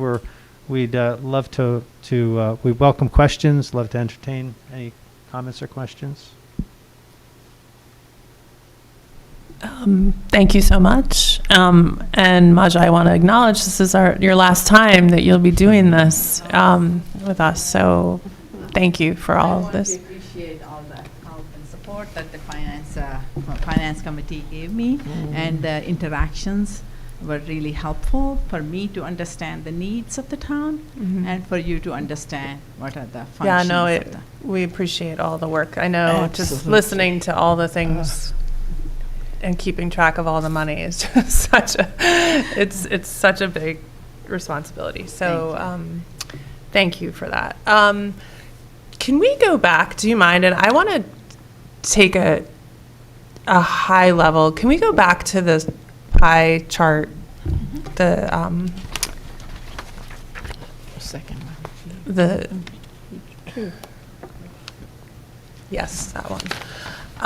And this is really more of a comment than questions, because I think as we look at this, I think that Montclair, we need to really be very clear on how we fit into New Jersey and the kind of state that New Jersey is, the laws and some of the policy of our state and how it impacts municipalities, which are very different, in our federal system, very different, in fact, from New York, and how New York operates, how Massachusetts operates. And so when we look at this pie chart, to me, I think some of the things that we have to acknowledge for our town going forward are, number one, New Jersey has one of the most progressive school funding policies in the country, and that has been time and again. The courts have ruled, that the state is responsible for providing, I can't remember the term. Yes, a thorough and efficient education. And what that means essentially is that if you are a wealthy town in the state of New Jersey, and it's not that everybody in the town has to be wealthy, it's your aggregate equalized wealth, which I believe in Montclair we are now above $10 billion. And that's escalated by an astonishing amount just in the last few years. I think when our tax assessment we were at 7 billion and now we're at 10 billion. So because of that, we are one of the municipalities that will not get a lot of state aid for our schools. We cannot depend on that moving forward, and that we will be responsible as a town for providing the bulk of our education to run a school district, which for every town in New Jersey is expensive. It's expensive to educate children, and it's a very worthwhile investment. So I'm not saying it's wasted money at all, but it is expensive. So even that 57% for a wealthy town, if you look at Westfield, Ridge, of course some of them are paying more to the county, but in general, that's not an unexpectedly high percentage for a town that has to, again, we're paying more than 10%. We get less than 10% of aid from the state, and that is, low compared to many towns in the country. So that's the first one. And then, so that, and again, where we're talking about the county, because again, what we're paying to the county is based on our equalized wealth, and that is a lot. And we are a high tax county. So if you compare us to Bergen or Morris County, what we have to pay in taxes is quite a bit higher than those. So again, these are just things I think we want to be aware of in Montclair. And the other thing is that I have here, because I, like many people in Montclair, like to look at historical things, but I'm looking here at the 2004 budget, so 21 years ago, and how it compares. And in that budget, we got $4.1 million from the state, most of it coming from the energy receipts tax. And we can discuss how the state has basically just decided they're going to keep a lot of that money. But as you said, this year, so if we were to adjust that for inflation, what we would be getting this year is over $7 million in state aid for our municipality. Instead, we're getting $3 million. So that has sort of not only not kept up with inflation, it's just flat out declined in terms of state aid. But so, and the other, other things that have happened on the state level that account for, what's different in the 2004 budget and the 2025 budget, the pension payment into PFERS, the police and firemen, was $313,000 in 2004, and now it's $8 million. And that's a whole other conversation, how New Jersey has managed or mismanaged its pension fund. But these have real impacts on the local municipalities. And I think, and the other thing, so we don't have control over what's going to happen with that, what's going to happen with that pension fund. The other thing that's a major difference here is our insurance costs, our statutory insurance costs have gone up a Yeah. lot.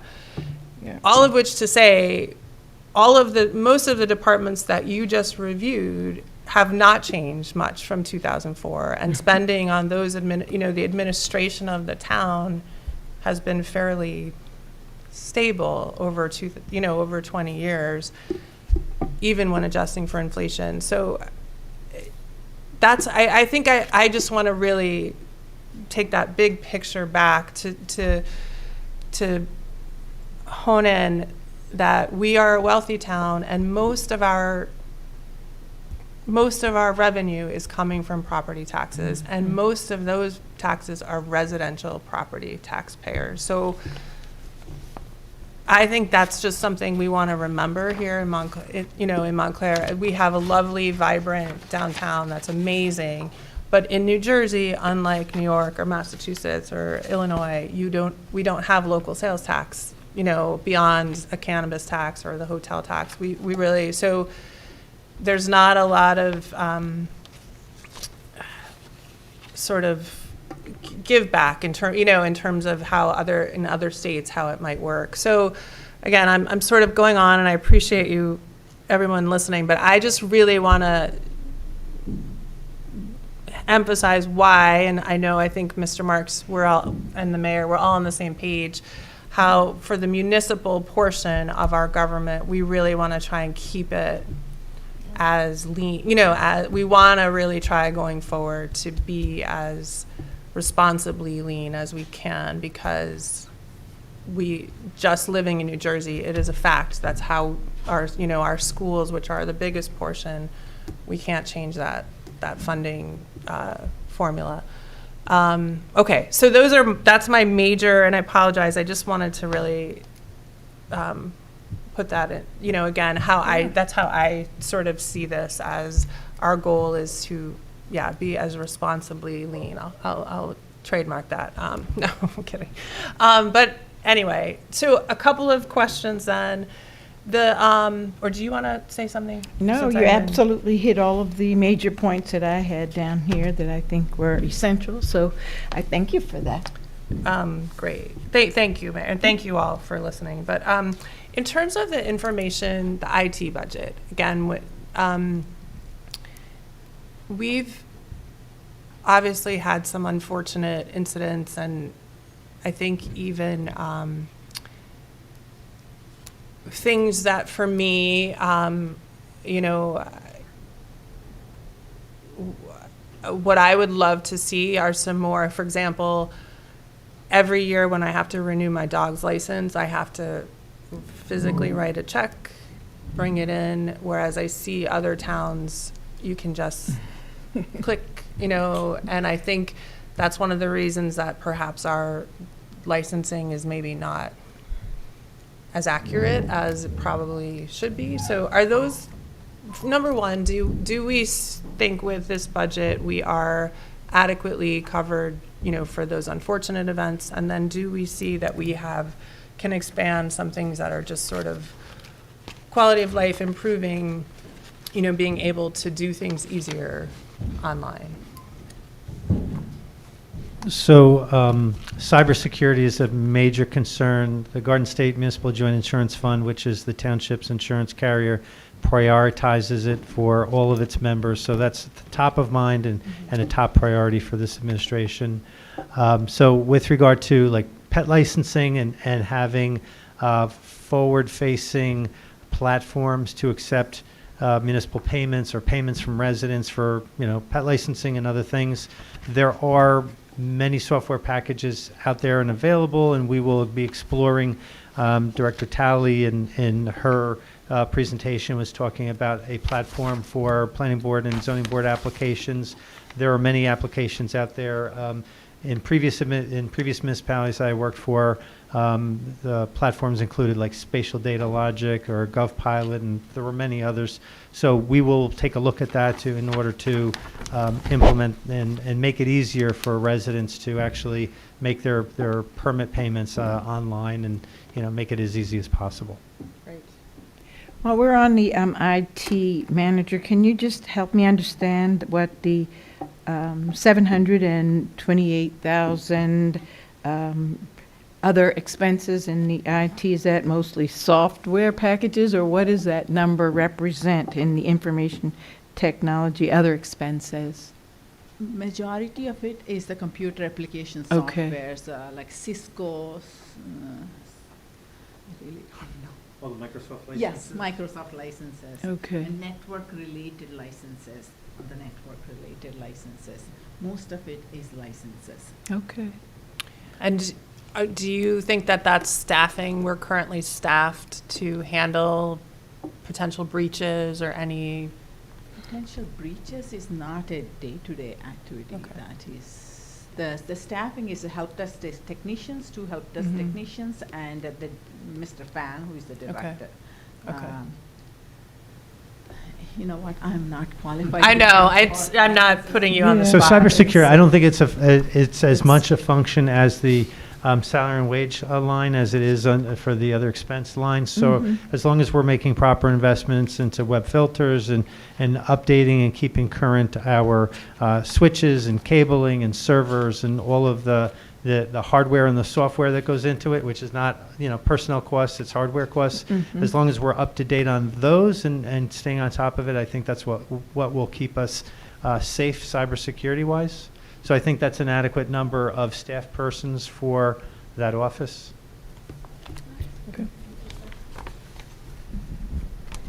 So it sounds like you have 3 full-time employees, one of which would be Mr. Fan.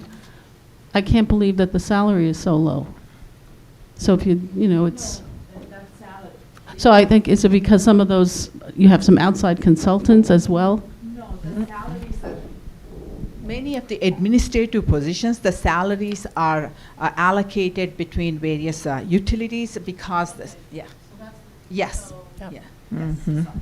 So that's interesting, because then you don't get a full picture of what the cost for information technologies is for salaries, because you're saying that some of the salaries of the 3 people would be allocated to other places, right? So, Many of the administrative positions are allocated like 10%, 10%, Yeah. 10% to the utilities and the rest to the general tax. yeah, so if I were Okay. looking at those 3 people, the salaries for that line could conceivably be like maybe 275 or so. Yes, this is on Okay. our salary ordinances. So that's very hard as an individual to understand that. And I also agree with you, Mayor, that it's hard to understand what other expenses are. You really should list what those are in every category, because I look at that and I say, wow, Yeah. what is that for, Anyway, sorry.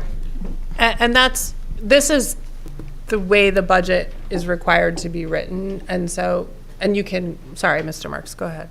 Say what you're going to say. This is based on the state budget forms. Yeah. But the regular budgets have, we can Yes. provide that Yeah. information. That has every department, for example, has a line item for professional services, office supplies, Yeah. publications, and professional. Finance department is not a good indication, but we printed the finance. Data processing supplies, professional services, it depends on the department. For legal, it is the attorneys, outside attorneys. For IT, it is the outside consultants, like the network and cable switches, network assistants, and all that. Those are the majority of it. And for the uniformed offices, it is again the uniforms and the licenses, and they also have their own softwares that's paid out of their budgets. Majority of the OE is software applications and consultants. And Actually, I happen to have the information technology budget printed. Out of that 728, 300, maintenance is $655,000. Maintenance is Wow. all software and hardware application maintenance.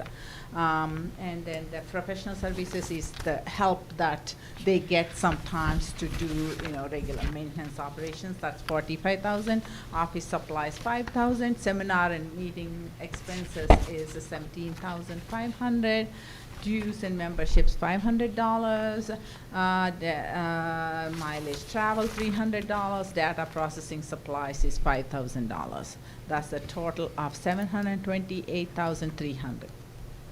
Thank you. This level of detail we can email you, Yeah. but that's a state form. This is basically the state form. Okay, because as is, the state budget has 100 pages. If we include these, it will be 1,000 pages. Just from an individual resident looking at this, I'm curious. I would be curious about what those numbers are. And because it's a state form and you format it according to what the state wants, that doesn't help me as a resident understand what the budget's all about. So I get what you're saying, but it's really more helpful to have the level of detail that clearly people here seem to want to see, right? Yeah, and we can share it with you because We'll make Yeah. that available. Yeah. But to that point about you have made the utilities who are self-funding responsible for part because they use our IT services. So they are responsible for, so that makes sense. Do you have other questions? No, not at this moment. Okay. Thank you. Two other things. Maja or Ms. Rao, you had described to us interest on investments this Yes. year. Yes. And can you just describe for the public, because I think you said we had a pretty good year that way, and so can you just describe what? Yes. We primarily bank with Citizens Bank. That is the bank that we have on Broomfield Avenue.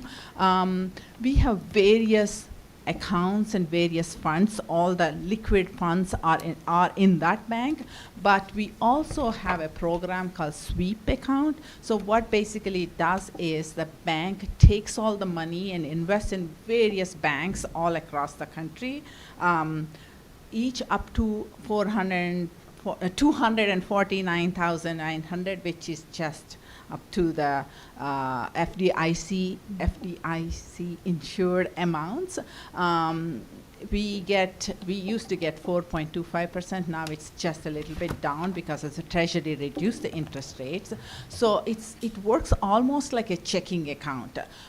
They are invested at that high rates, but whenever we need, we immediately can take it out. Otherwise, if we just keep it in the checking account in Citizens Bank, or we invest up to whatever the cap that the state allows us to invest, we do not make that good, the interest. So we do this. The bank is offering. Many municipalities are taking advantage of this program, and we were able to get like $2 million last year.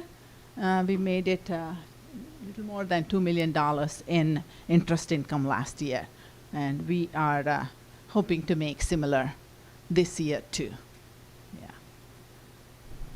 And then just one last thing for you, Mr. Marks.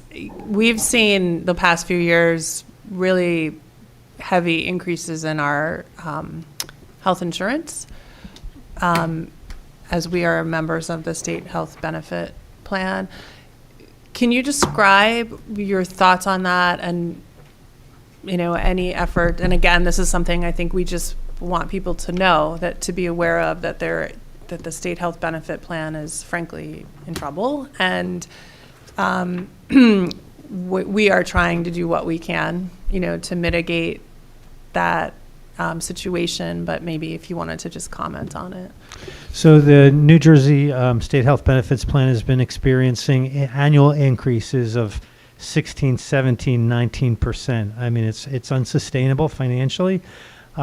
So I met recently with Montclair's insurance brokers and asked them to start getting quotes for other health insurance offerings. I believe they got a quote last year for if we went with a traditional insurance company, as well as health insurance funds. Health insurance funds are like municipal compacts, similar to the Garden State Municipal Joint Insurance Fund. What the Garden State Municipal Joint Insurance Fund is for property and casualty and general liability. The HIFs, or the health insurance funds, are for employee health insurance. So there's compacts. There are several in this area, suburban Essex and Passaic and Bergen counties. So they will be getting quotes for us, and we'll see if it's advantageous to move from the state health benefits plan to another insurance provider or carrier. The other thing that I think we mentioned, Manager, and I don't know if you have a good sense or not, is that some of our neighboring townships were able to form like a regional group where, 3 or more groups came together. And we haven't had an opportunity yet to see what type of savings that is, but at least that might be something, moving forward that we should consider. I don't know. That's the plan. Yeah. And I do just want to be clear for people, in 2024, we did look into switching and we were not Yeah. eligible at the time. So this is something that we have been looking at, and it's an ongoing process, and hopefully, again, we'll be able to figure something out. So thank you. Any other questions, Carmen? Okay, it's been like one of my bugaboos forever. We pay $17 million almost to the county. Does anyone oversee, have any, involvement in setting that budget and checking that, being watching what goes on with that funds? I just feel like it's given to them and that's it. And does anyone in the finance department, does anyone participate? I just really am a little nervous about giving them $17 million and not really knowing where it goes and not having impact on decisions that they make. I don't know. It just seems like a black hole to me. I think that's a political question. So the county government is its own level of government. It has elected county commissioners, and it's really the role of the county commissioners to keep an eye on the county finances and the county budget. And But our county commissioner is Brendan Gill, I guess. What, do we have any communication with him? I see once every so often somebody comes from the county and says what they're doing. But that's when the deed has been done, so to speak. What input do we have going forward when they're setting budgets, when they're making decisions about spending? I never hear of us involved at all. I mean, does anybody else know? Well, they have input from the community in a similar manner that we do. I know County Exec Joey D does budget presentations and invites the community to come. I certainly understand what you're saying, and perhaps that's something that we can discuss, among council, even if we wanted to get more involved and have a representative to get involved on that level. But I do know that they do budget presentations and welcome us to come in. And I have had discussions with our representatives prior to budget season to make sure that I understood some of it. But I totally agree with you. We need to do more. yeah, I would just say, I believe now Montclair, it's Newark, Milburn, and now Montclair, I think, is now the third highest, I think, over Livingston. But, and I think, Mayor, you had an example of when you went to talk with Mr. DiVincenzo about our streets and about safe streets. And I think that's where we need to make sure that we're advocating for things like, that we're giving $17 million, what are we getting back? And I think that is something we should be tracking. I think things like our streets, a lot of our roads here are county roads, or some of the bigger roads, I should say.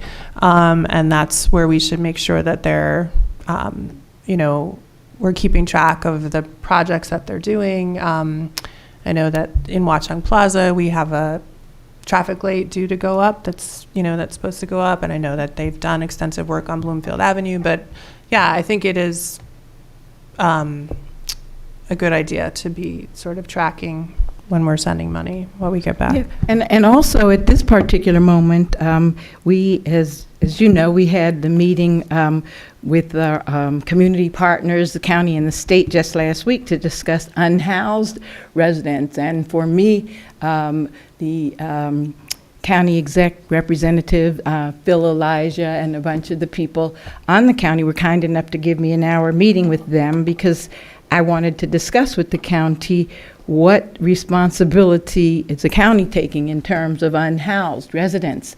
When we look at Montclair and they say our numbers of residents are very high in Montclair. In fact, I think at the last meeting last week, they said we have 55 residents in the township of Montclair, and it's among the highest in the state of New Jersey that are unhoused.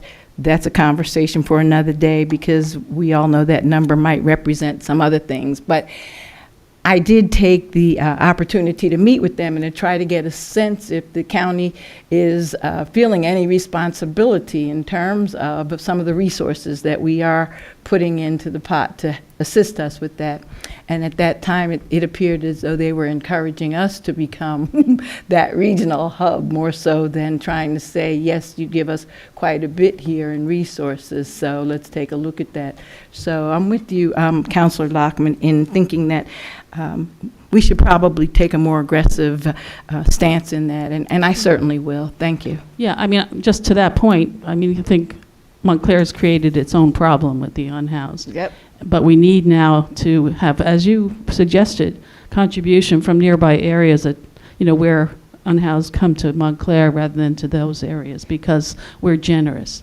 We give them benefits. We're not shooing them off the street. We're not arresting them. We're giving them food. We're giving them housing, which is not done in other places. And there does need to be some kind of town, regional kind of solution to that because it's hurting our businesses. It's hurting our residents. Great. It's just unfair. As a woman walking down Bloomfield Avenue being accosted, that's not the town I want to live in, and that's really not fair. But anyway, we all feel for people, but it becomes painful for some of us. But if I may, the county. The county is well known for doing parks.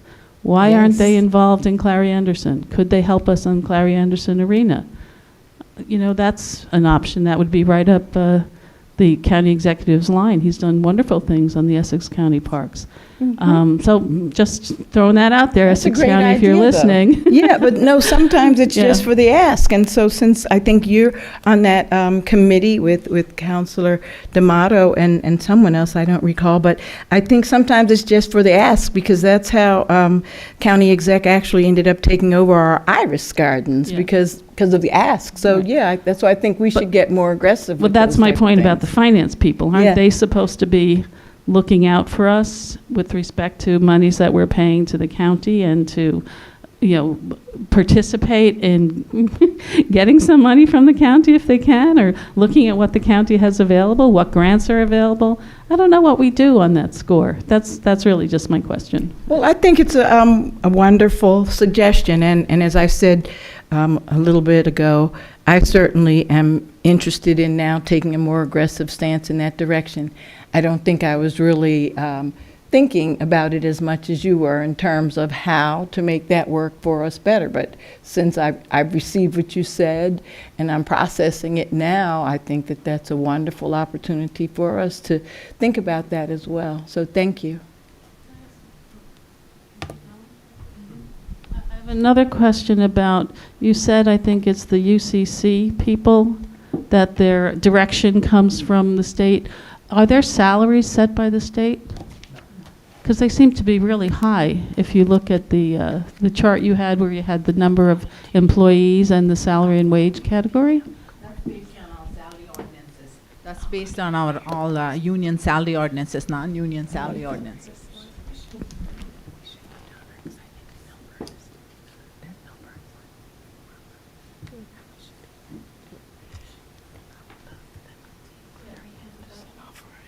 Yes. How many people? 9. 9 for the. So I can say from personal experience, all of the like subcode officials are actually licensed by the state of New Jersey in their respective professions and their expertise. There are not an abundance of electrical subcode officials in New Jersey or plumbing subcode officials in New Jersey or building subcode officials in New Jersey. It's a limited number.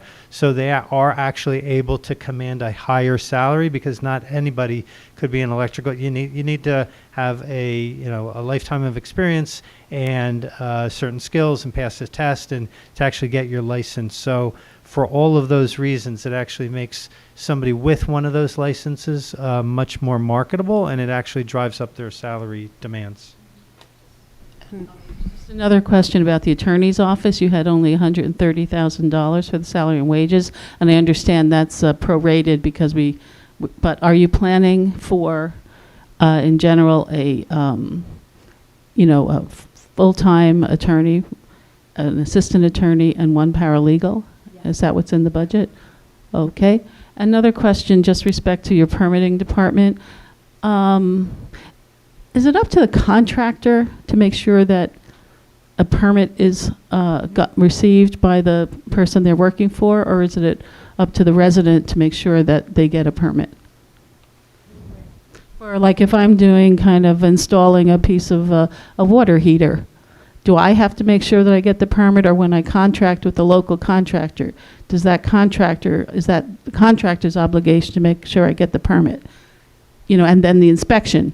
Because I, as a resident, may not know that this needs to be inspected, but certainly a plumber would know that this should be inspected. And if they don't do it, how do you monitor that?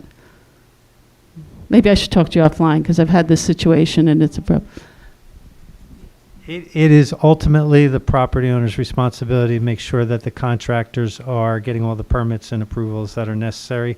If you are dealing with a licensed electrician or a licensed plumber, they know that permits are necessary. So, but ultimately, if they don't get the permits for whatever reason, it's ultimately the homeowner's responsibility. I mean, that's... Well, they do keep Yes. records if you've had the final inspection and your permits are closed. Well, that's, I mean, how... Yeah, and that's the world over. I mean, it's... Can I just say one thing about the uniform code construction, just so people understand that, and this is one of the reasons that we did pass an ordinance to modernize and update some of the fees, because they hadn't been updated in many, many years, is that these salary and wages can be covered by the Uniform Yes. Construction Code fees. Yes. Which this year are anticipated at $1.3 million. yes. So it's essentially, we're supposed to be cost neutral. Yes. We can't be jacking up fees to make a lot of money, but we can set fees so that we cover All expenses. expenses. Yeah, All- all expenses, all which can be expenses. even beyond this. Yeah, So sometimes just to the be clear vehicles on that. day, Yeah. yes. That's when we went through that. Remember, we modernized all the, yeah, okay. Thank you. Anyone? I'm looking at the weather right now, I gotta be honest. It has become a beautiful sunny day. And so, and it's Porch Fest. So I'm like, all right, let's, any other burning questions? Because we have my favorite, Mike Primavera, gonna talk about water. So next year, ahead. we will have the budget presentations on a rainy day in Yes. March, where it's like 30 something, 40 degrees. Okay, so nobody will want to be outside. There we go. Okay, Michael. Thank you. Thank you. Thank you again, Maja. Thanks for coming and being here. And Thank you very much, Ms. yeah. Rao. Thank you.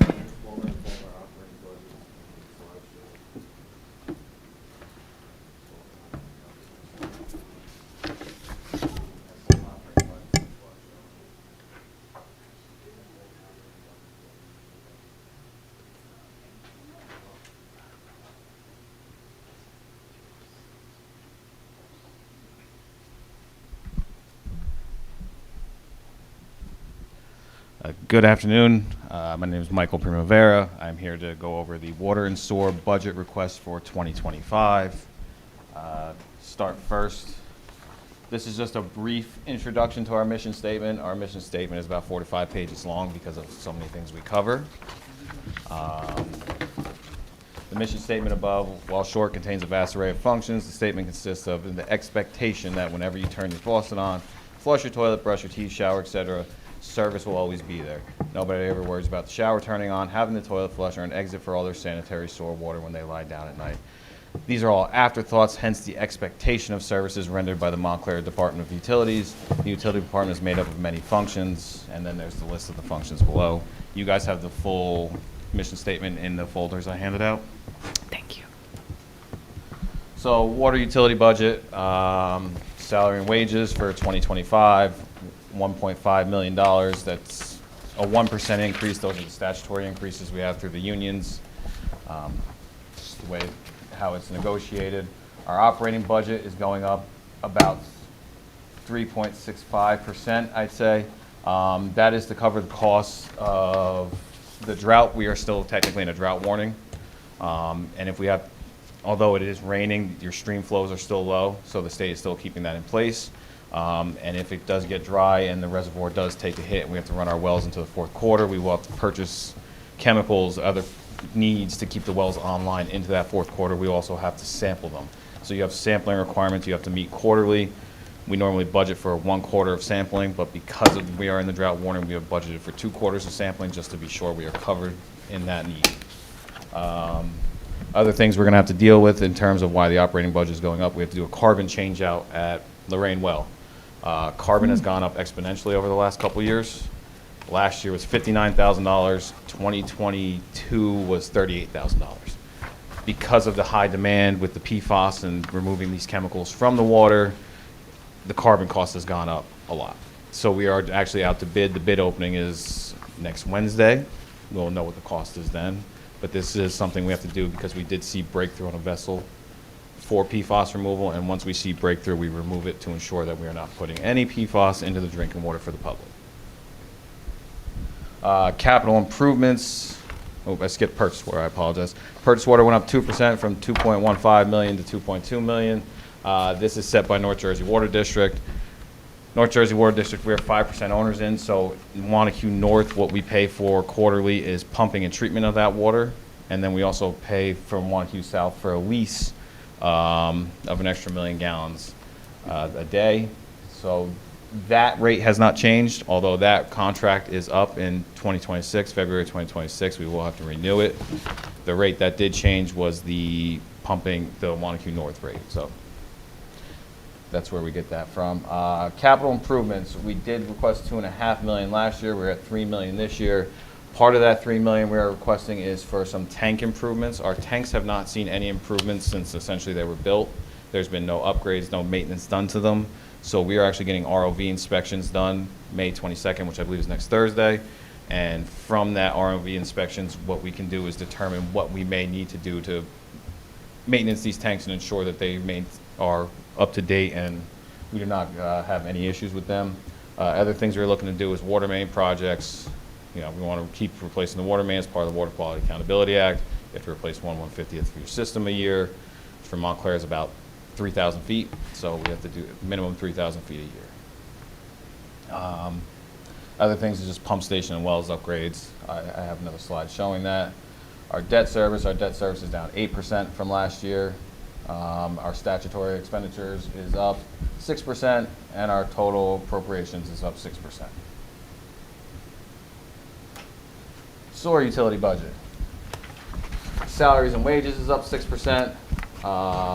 Again, statutory. And then our operating budget is going up 1%. That is based on needs of the vehicles, construction supplies, and that we saw over 2024. Those things are increasing. We have to increase to match those things. Passaic Valley Sewer Commission. Passaic Valley Sewer Commission is going up 14%, excuse me. That was not set until December. We did not get notified until December of 2024 that they were raising it that high. When initially spoken to, they were looking at a 10% increase, but after they had their meetings, it went up to 14%. Wow. Third River is staying flat, which is $5,000. And Second River is actually going down 2%. Those are based off, Second River is based off of meter readings, water usage. That's how they set our fees yearly. Capital improvements, that's a flat line of $2 million. Debt service, 0% increase. Statutory expenditures were going up 8%, and total appropriations were going up 8%. Here's our capital request broken down. We are looking to do Upper Mountain Ave from Berkeley Place to Bloomfield Ave. We kind of shifted what we were planning on doing because it came to our attention that Community Services is planning on redoing that section of Upper Mountain Ave. So rather than us wait 3 years and go back, or 5 years and go back and rip the road up, we'd rather be ahead of them and allow them to do their work. Then we're all done in one shot. It's paved, it does not have to be touched again. Then we also have a problem area of Bloomfield Ave from Upper Mountain Ave to Prospect Ave that we have to replace. That has broken a number of times over the last couple of years. It's probably got about 10 sets of couplings over a 1,300-foot span, weakening the pipe, so less rigidity, more chance for it to break. So we were looking into replacing that. Pump station and well improvements, that's just upgrading, maintaining motors, drives, pumping, and treatment techniques, ensuring that the pumps are maintained. You know, if we have to do any replacements, we have to buy new motors, anything we need to ensure the water stays moving, that's what we're looking to do. Vehicles, we have a 2008 backhoe we need to replace. The floor is rotting out. It has a temporary fix on it. I do not know how long that is going to last for. So rather than someone be hurt by this machine, I would rather replace it ahead of time. And then obviously, as I stated, storage tank upgrades. You know, your 2.5 million gallon tank was built, I believe, pre-World War II. It is a steel riveted tank. They have painted it a few times, but there's been no major upgrades to it. Something we will have to replace in the future, but if we can buy some time to do some maintenance on it, we would like to do that. And then the 1.5 million gallon underground reservoir is a 17 foot by however long, I forget. But it is underground, so we're looking to see if there's root intrusions coming through where the slab sits on the walls. We want to clean that up. That's why we're doing the ROV inspections. And our sewer capital budget, refurbished slip lining. What we're doing is we're renewing the life of the sewer main while improving the C factor. The higher the C factor, the smoother it is. Essentially, that allows for solids to pass through easier. And it's also renewing the life of this terracotta clay pipe that is very weak. It allows for root intrusion. It breaks very easily. So this is structurally renewing that pipe without us having to excavate and rip up roads. It's pretty straightforward. And then Skytop lift station. That has not had any upgrades done to it since it was put in. So what we're looking to do is line the wet well where all the wastewater comes in, refurbishing piping and the pumps in the dry well side, and lining the force main where it is pumped out to ensure, you know, operation stays the way it is, and, you know, we have no issues with that. And that's pretty much my whole budget presentation. Does anyone have any questions for me?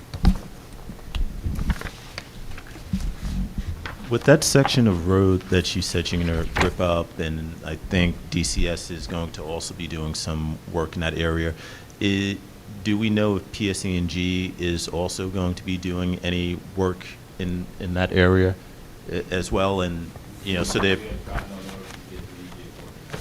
now, when they plan, do they plan this out like for the calendar year? How do you get notice? I mean, how much advance notice do you get? The big project they're doing now, they didn't give us much advance notice on that. How much did we get for the last one where they tore up all the roads?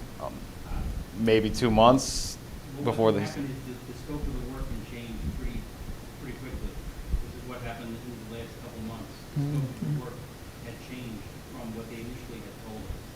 And that had to do with their funding, and how much money they had to accomplish their projects. They had to shift a few things around and focus on new area of town, predominantly the area around Park Street. Any other questions?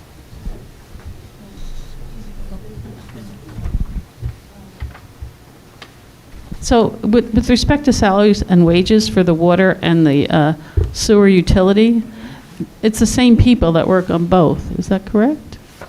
No, so we have a total of 13 employees. You have 5 administrative staff, most of them come out of water. And then we have 6 dedicated employees to water, 5 we just offer the job, 6, and 3 dedicated employees to sewer. We also have, like Alfonso stated, we have certain people.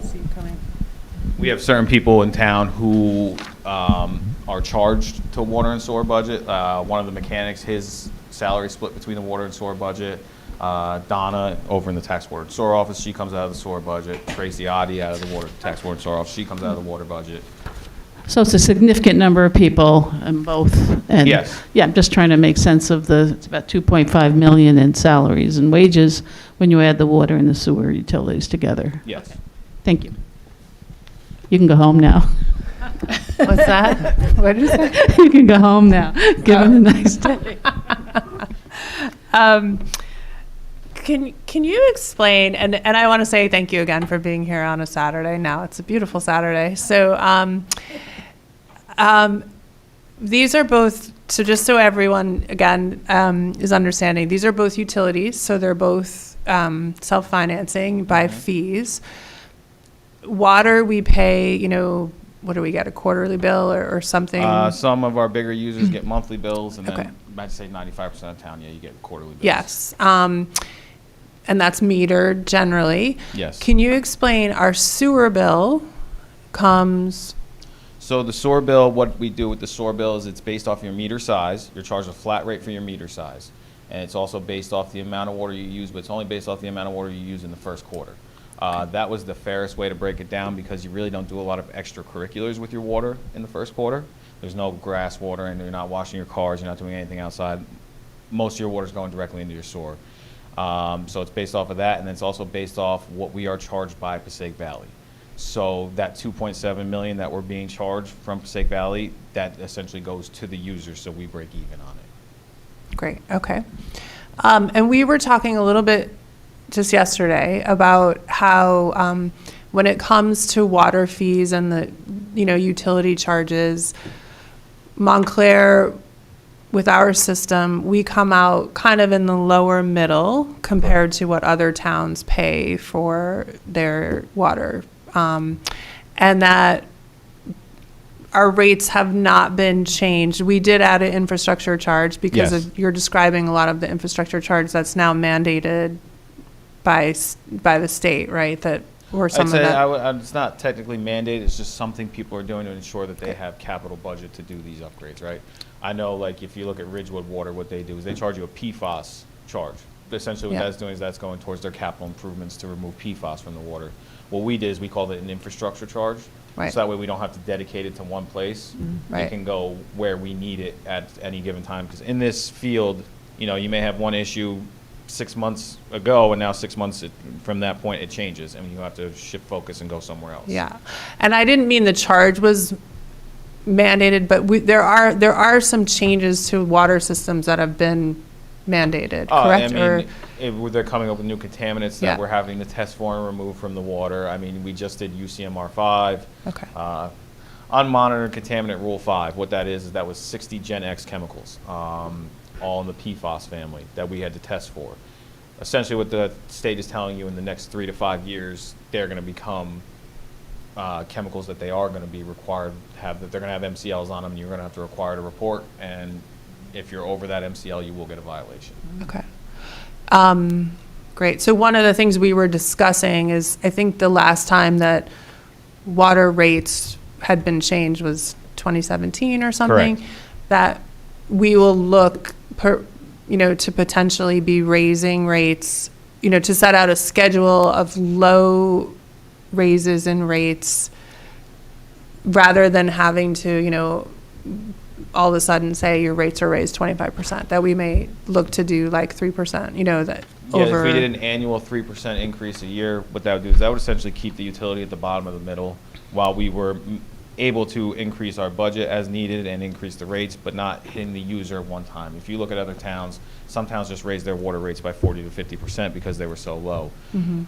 Look at what power and energy costs are going to be, right? Starting June 1st, they're going up exponentially. So what we want to do is maintain our bottom of the middle, but continue to increase it without burdening the ratepayers. Yeah. A gradual 3% increase versus a 30% increase, you're not going to notice the 3% over 10 years, but you're going to notice the 30 the first shot, especially with the seniors in town and everybody else. You really don't want to be a burden to anybody. Yeah.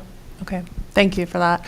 And lastly, can you just describe, because we were talking about the when the Nutley water main broke in 2022, and how sort of labor intensive that was for your department to kind of manage. And I know this is something that we take for granted, you know, that we're going to have clean water coming into our houses and going out of our houses, and that you are working, you know, so steadily behind the scenes. And then also when we have these crises, you know, you have to really go into much overtime. But how you were describing to me yesterday how you've kind of now you have a workaround if any of that were ever to happen. You've kind of figured out a way to. So in 2022, the North Jersey Aqueduct broke in Nutley, as we all know. Myself, my predecessor, and my superintendent, Steve Coyce, we were here about 5 days straight. We spent about maybe 6 hours home over that 5 days. We had fire trucks set up throughout town with interconnects with Verona, with interconnects with Passaic Valley, and then with an interconnect with New Jersey American Water over on Enfield on the other side of town. And we were still struggling to bring water into the town. So what we did was we ran an emergency overland tap about 1,200 feet into our pump station. That cost us, we had to shut Chittenden Road in Clifton at Grove Street. That cost us about $26,000 just in police. Fire overtime to have someone operating the fire trucks at all time was a lot of money. You know, the time that we spent here and the money we spent to ensure that the water stayed on, it was a lot. I mean, that tap alone, I think, from CRJ, who did the work, was $135,000. So it was time and money was spent here, but it was to ensure that the water kept moving.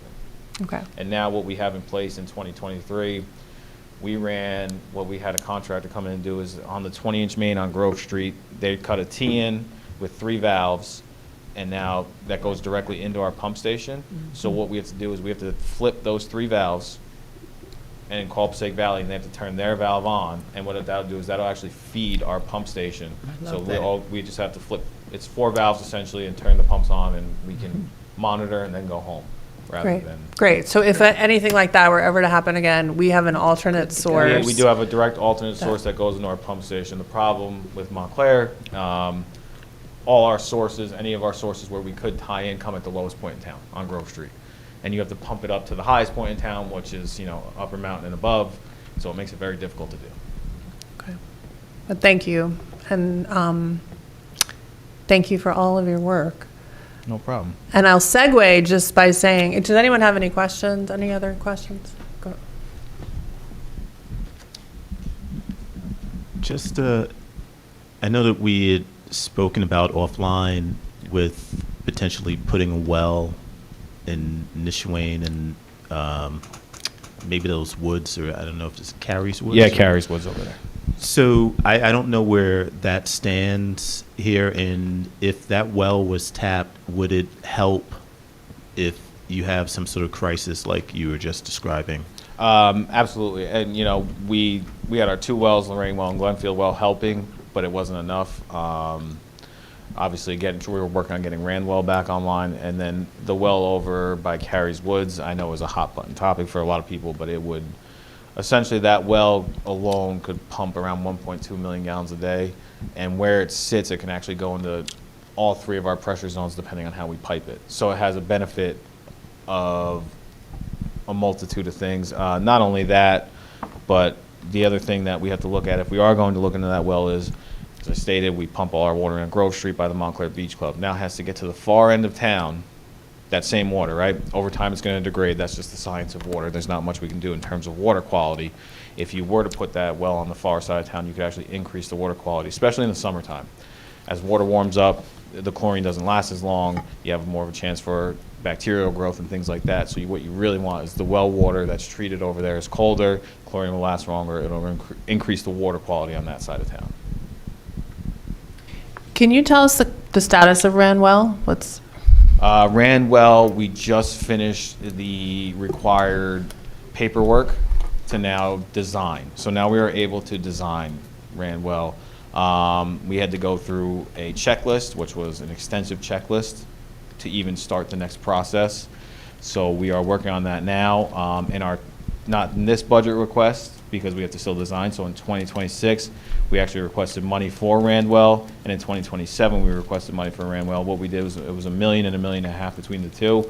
We are getting a $2 million grant, but we have to front the money, and then once it's completed, we get the Okay. $2 million back. So that's why over the next 3 years, you'll see money going into the budget for that purpose. Our next step we have to do is work with the school board, see if we can get an easement or purchase land from them. We can't go into the park, it's Green Acres. Trying to extend our footprint into the park is not gonna work. So on the other side of where our clear well and our blower tower is school property, and we need about 10 to 12 feet of their property. I did work with Norma Tassi. She's been in contact with the school. I wrote a letter to the acting superintendent now to see if we could sit down and discuss how they would like to go about it. We have to put some sort of treatment vessels like we have with the other two wells, so that's why our footprint will be extending. And how many gallons come from that well when it's? That is allocated at 400 gallons a minute, 400 gallons or less a minute. So it's, you get under 500,000 a day from it total, but that is in our middle pressure zone. Right now, we don't have a well in our middle pressure zone. We have a well in our high pressure zone and our low pressure zone.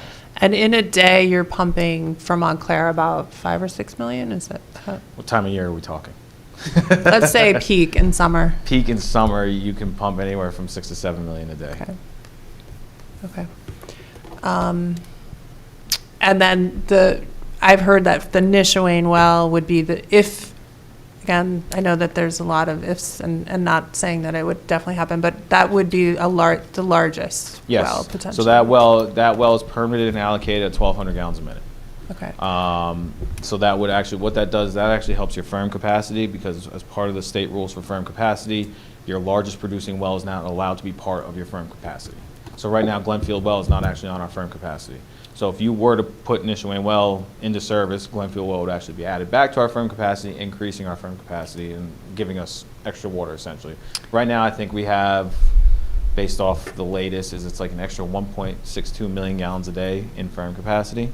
Okay. But over time, as development changes and things happen, you are going to go down. If you look at Wayne is actually asking for more water from North Jersey Water District because they are at like 98% usage on their firm capacity, and the state will not allow permits for people to tap in to use water. Okay. And so as the firm capacity is set sort of at the state level by the DOT. Yes. And I just lost my question. I apologize. It just flew out of my mind. I'm so sorry. I know. I cannot remember what I was just going to ask. This is so embarrassing. I apologize. I do not know what I was. I'll It'll pass. come back. You'll And I will pass. come back to you. I'm so Okay. sorry. It It'll literally come back just when you stop flipped thinking, out of my it'll pop mind what back. I was going to Yeah. ask. Now it is. I'm sorry. So the $1 million the million gallons that we lease every Every day. day Mhm. is because we have to meet a firm our firm So capacity. we are, our 5% ownership allots us 4.7 million gallons a day. We started this lease in 2015 when UCMR3 came out with the PFAS. My predecessor said, hey, we're going to shut these wells off until we can put treatment on them, and we will lease extra water because we would overdraft from the reservoir if we stayed at the 4.7 million gallons a day. Okay. Especially in the warmer months, it's very difficult to get by. Okay. And I remember when these discussions were happening, we decided not to buy in extra, I think at that point, right? Like we're leasing $1 million, million gallons, whether we use it or not. Yeah, you every pay day. for it year round. We're paying it. Dead of January, you're still paying for it even though you're not using it. But Okay. it's good to have. Okay. But if we were to somehow get all of our wells online and even our potential wells, that might be something that could change. Essentially, yeah, if you ran well, you'd have to still lease, I think, based off the numbers. I have to look at them again. Okay. But if you were to add the Nishawayne well, you could essentially eliminate that, and the well would over time pay for itself. Okay. And this is not, I'm not meaning at all to have a conversation about, but from what I've heard you describe about the wells in town is that they actually improve, because you were describing a little bit, especially when it's warm, that the wells, having access to wells improves our water quality. Yes, so especially we purchase from an open air reservoir, right? So in the summer months, the sun's beating on it, the water temperature increases. So what happens with the water temperature increase is the chlorine degrades a lot faster, so your chlorine residual does not last as long.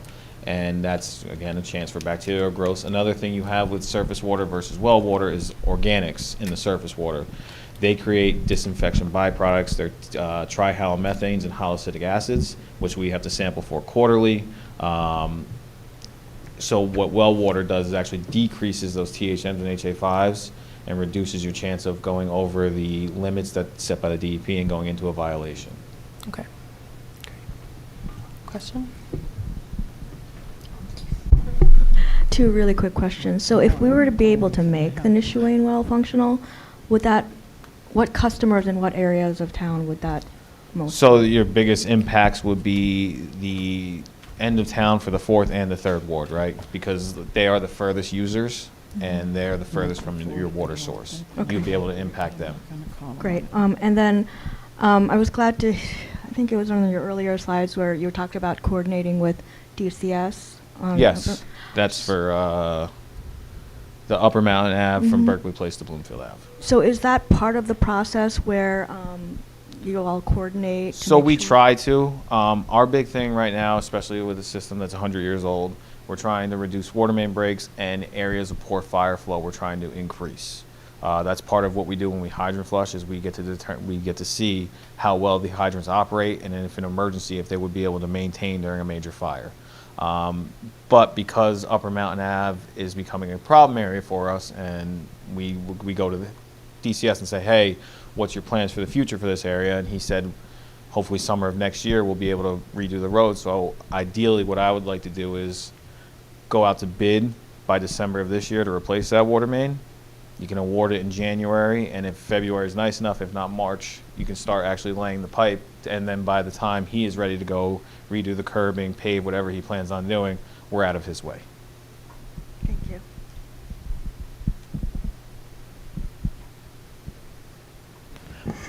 So can you please just give the people that are listening some idea, because I've heard several people mention the Nishuane water well that has been there and untapped for some time, a timeline under the best circumstances after we had, say, a year of community input back and forth, and then go to figure out what we're going to do, since that's also located in the Green Acres property, what you think the best guesstimate would be for when that may happen if we started today. So if we started today with Yeah. community outreach, say that's probably going to be a year, right? A year, at least, You're at losing a least. year in community outreach. You're into, I Right. would say, 2027. Yep. And 2027, what you have to do is you have to set up for a 72-hour pump test at the whatever the well is rated for. So at 1,200 gallons a minute, we have to run that pump for 72 hours. Part of that is setting up treatment for the water that's being pumped out of there, because we can't just pump PFAS or water Right. VOCs into the storm drawers, and actually storage of that water, because the sanitary or the storm sewer, I don't think will be able to handle 1,200 gallons a minute of water flowing through it. So that, if you're in the 2027, that alone is a year. You're looking Yep. into 2028 now. 2028 is designed because now you know what you're actually treating for, the contaminants in the water. So 2028 is your design, and you can start your permitting process. And as we know with Green Acres, the permitting process is very difficult, but not only Green Acres, but the state of New Jersey. That's So right. now you're looking, 2029 may just be your permitting process. Right. You may not start construction until 2030 or 2031. 2030, okay. And you have, if we were to go through this process, you have until 2034, or the state is removing the well from our allocation permit. Yeah. We will no longer be able, we will have to grout fill it and start all over again. And I appreciate you sharing that. It's just that I don't want people that may be hearing it at home to get really excited and say, well, let's do it. I think it's definitely worth us looking into, beginning those conversations and that type of thing, but I don't want people that are listening to think that this is going to be some quick fix and all of a sudden we'll see some activity. So I would guess, maybe 5 years type of thing. Yeah, absolutely. I would say the same. Yeah. Thank you. And I appreciate it, and I appreciate you taking the time to explain, all of that to us when we were at the site and everything else that you all are doing. Much appreciated. That's what we're here for. Yeah, thank you so much for coming in No problem. Saturday.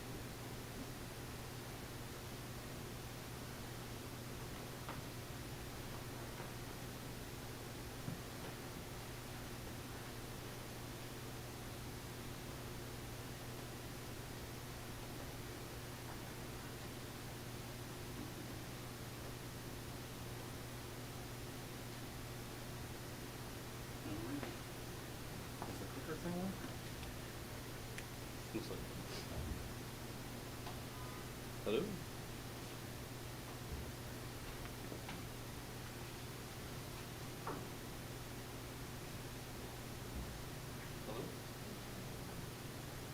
Hello. There we go. Okay, good afternoon. I can go backwards now. My name is Austin Ashley. I'm the Director of the Division of Community Services, Department of Community Services. That encompasses a number of different departments. We have the streets, parks, shade tree, the central garage, the office staff. We even supervise the building department and the parking utility. All in all, it's roughly 100 employees altogether.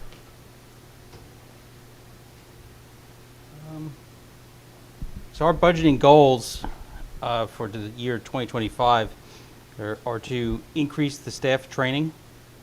In the past, the staff training has been not a priority. This will encompasses more funding for seminars and training, and also we have started a in-house safety committee. So we have designated a safety officer for the department, and the safety committee meets quarterly to go over the what we can improve safety-wise within our department, and all of the supervisors are in attendance for those meetings. We're also looking to implement more computer-based systems. A lot of our permitting, a lot of our records are paper-based.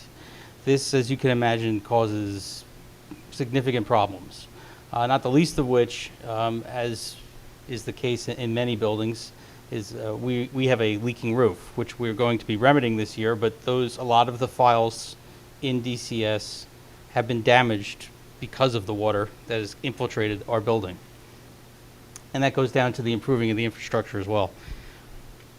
Again, a lot of the amount of the bones of what we have are very good.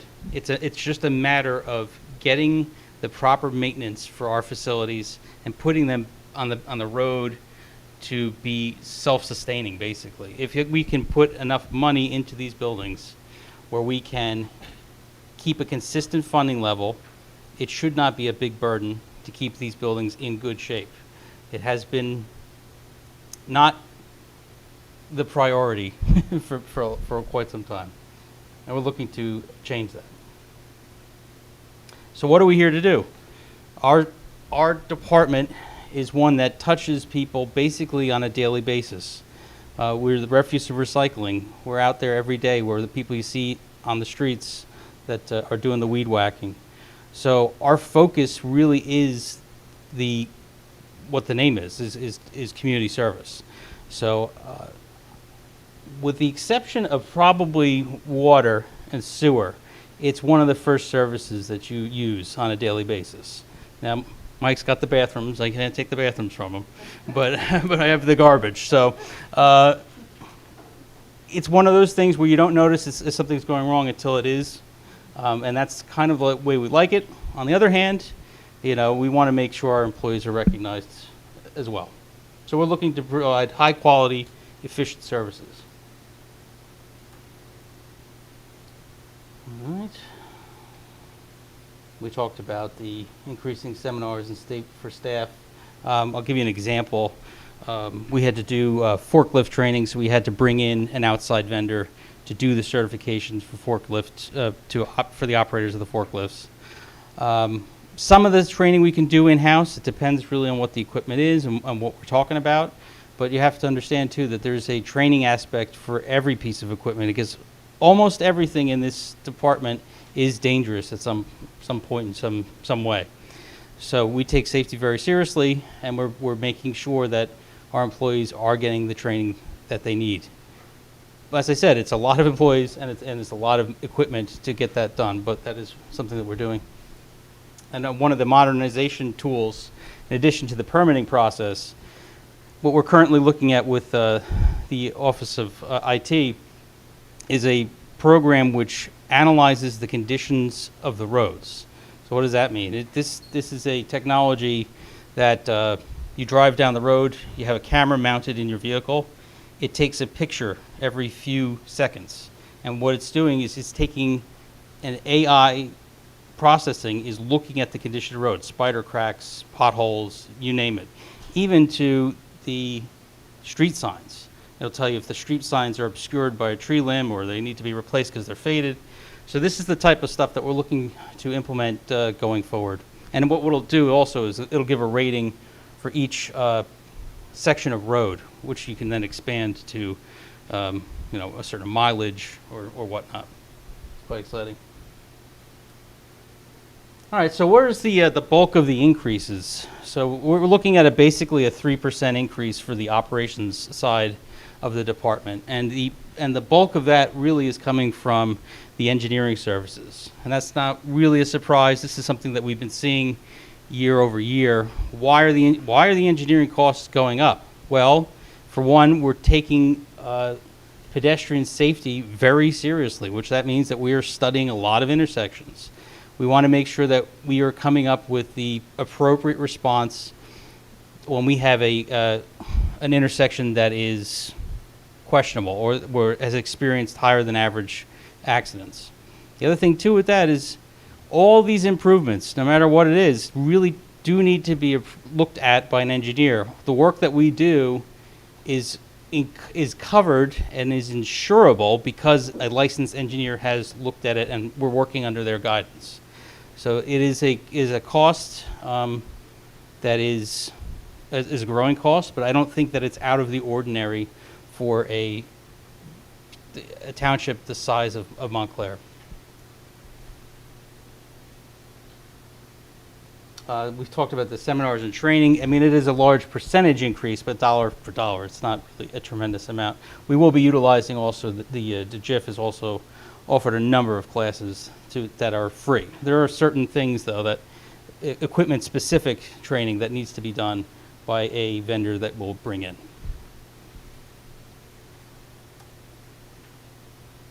Software maintenance. So this is what we were talking about with the permitting. We are looking to go to SDL or its counterpart, I believe, GovPilot. Yeah, and that's something that IT is looking at. We currently use SDL through the building department. They seem to be happy with it, but I've heard that there's other departments that have mixed feelings. Either way, it'll be a tremendous improvement for us. So the overtime is another significant driver of costs. So why are we having this increase in overtime? Well, for the year 2024, you can see that we had allocated $15,000 for overtime. Now, he had asked for 40. We didn't get the 40. So we're again asking for the $40,000, which we believe will be the appropriate amount for the overtime. What's driving the overtime? A lot of these, not specifically for streets, but for refuse and recycling, it's the public events. Every time that there's a public event where we need to have people on the street, you have to remember that it takes extra time to clean up and set up for those events. There's now more demand for barricades for high-profile events. The street sweeper needs to go out before and after each event, and there has to be enough manpower or people power to properly dispose of the refuse. Now, what we don't have in here is the cost of the refuse. That's something that I don't have the capability of separating that out. We use a MRF, which is where we take the material, and that it's dumped there. And also, storm clearance is up. Not so much this year, thankfully. Last year, we experienced a tremendous number of very heavy storms, and it wasn't so much the total amount of rain; it was the time in which the rain would fall. So, in the event where we have these significant rainfalls, anything over basically an inch, and it comes in under an hour, we're going to experience overtime. The system simply reaches capacity, and it's a matter of blocking off streets, clearing the catch basins, and letting the system catch up to that amount of water. And for building, that is not for building department. That is for the building security. So that's the council meetings. So when there's someone here for the council meetings that has to make sure that everyone is out at the end of the night, that has to close things down. So that increases from the council meetings. Okay. So down to capital. Our fleet for the pickup trucks is okay. We have a decent the age profile for our pickup trucks is serviceable. Where we're really falling behind are the diesel trucks. Now we have a number of trucks. This is a 1990 and a 97. Believe it or not, those are not our oldest trucks. As you can probably see from the condition, they're not the most reliable truck. When you start that truck up, there's a huge black cloud of smoke that comes out, and it's a resource drag for our garage. And on this truck on the left, that is what were used for washing machines and whatnot. But the back of the body is not operable. I'm sure, I believe you've all seen this before, but these are our plow trucks. There's a number of them that are designed solely for salting and plowing, and they range from 1988 to 1991. They're all solid trucks, but it's difficult to find parts for them.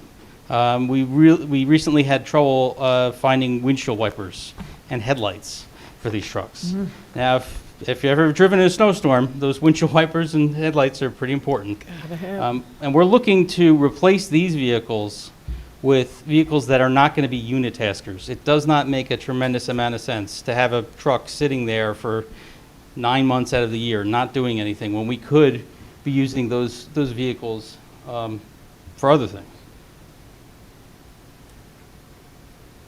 Here's our 1988 roll-off truck. Roll-offs serve what we use to move dumpsters. Again, it's working now, but I can't give you a guarantee of how long that will continue to work. We have addressed in the past year a couple of issues similar to this. This is a trench drain that runs the length of our service garage. Now, I'm sure you can tell from the picture, but what is happening is the frame itself is rusting away due to the salt and corrosion. Those need to be replaced. Sounds like a pretty simple job, but it's days worth of work. It all has to be jackhammered out, and we'll be replacing those with a smaller drain. But that's indicative of the type of things that we're having to deal with. We just replaced the main drain in the main garage this spring, and the main drain in the administration building this spring. And on the left there is one of the smaller lifts that is also past its useful life. So here's our proposed capital budget for this year. And you can see on the top of the list here is $1.5 million. And this is mainly for roof improvements. As I said, we'll be replacing the roof at the DCS administration building and what we call it's the former police garage, which is the third. If you're familiar with the DPW facility, there's three main garages. The largest of the three is it can wait, but not too much longer. It needs to be replaced as well. That's why it's not being replaced this year. We have the Nishwain Playground. That's for the all-access playground. That's the second tranche of money. And some other highlights are significant too. We have $500,000 for the safety and traffic calming. This is a significant change from last year's budget where we had just a number of $3 million. Well, for all of the road paving projects. There are significant improvements that we're looking to do. We are looking to, and we're working with the police department and the schools to improve the striping plans for a number of schools in town. We haven't gotten to all of them yet. There's quite a few. But what that will look like is more daylighting at intersections, designated areas for pickup and drop off for buses. We're looking at the plans for the high school. If you've ever been at the high school during pickup and drop off, it's quite chaotic. There's people everywhere. So any little bit we think can help. So that's part of that expense will be paid for out of this year's funding. We're also looking to replace 3 Packer trucks. We have 19 refuse recycling trucks. Sounds like a lot. It's not. Most of the vehicles are on the older side. It's not uncommon to have a number of trucks down at any given time due to just maintenance issues. And again, a number of the trucks are 1998, 2004s. They have a useful life of 15 to 20 years. That's really, you're pushing it.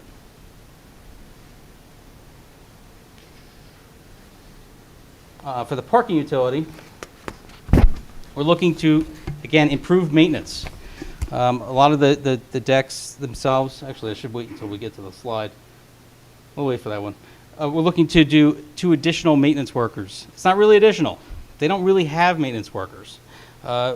That's been covered with a hodgepodge of crews from here and there. What we're looking for is dedicated attendants for these parking lots. And so what would they do? Those are the people who would be cutting the lawns there, that would be making sure the litter is taken care of, that the garbage cans are empty. It's really important that I always refer to these public places as your face. And you want to make sure when you go out in the beginning of the day that you wash your face. Make sure everything's clean. It sounds simple, but those little things, they add up. And increase safety.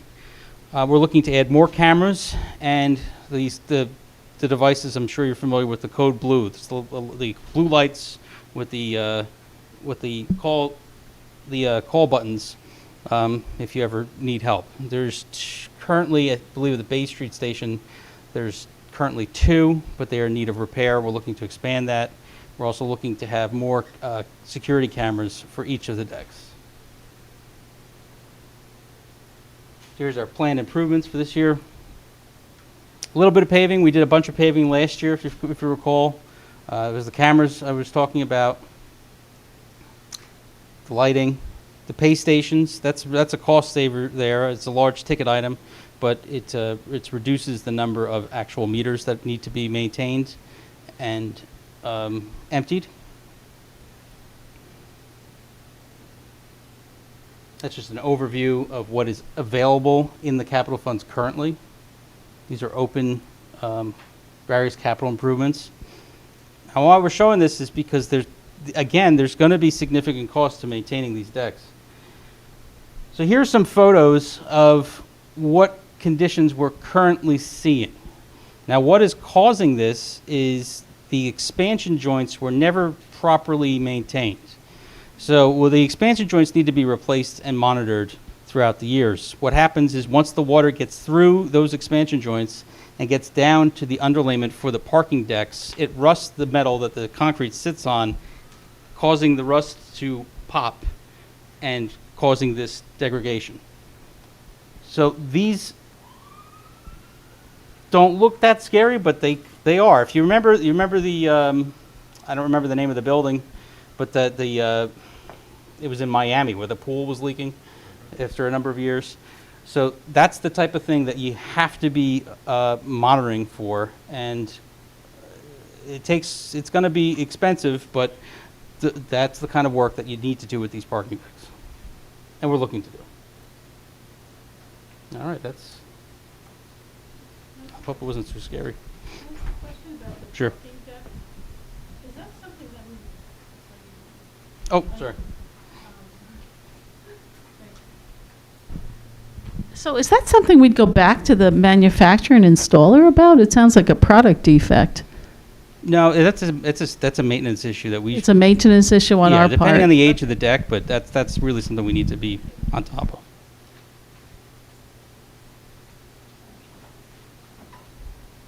Well,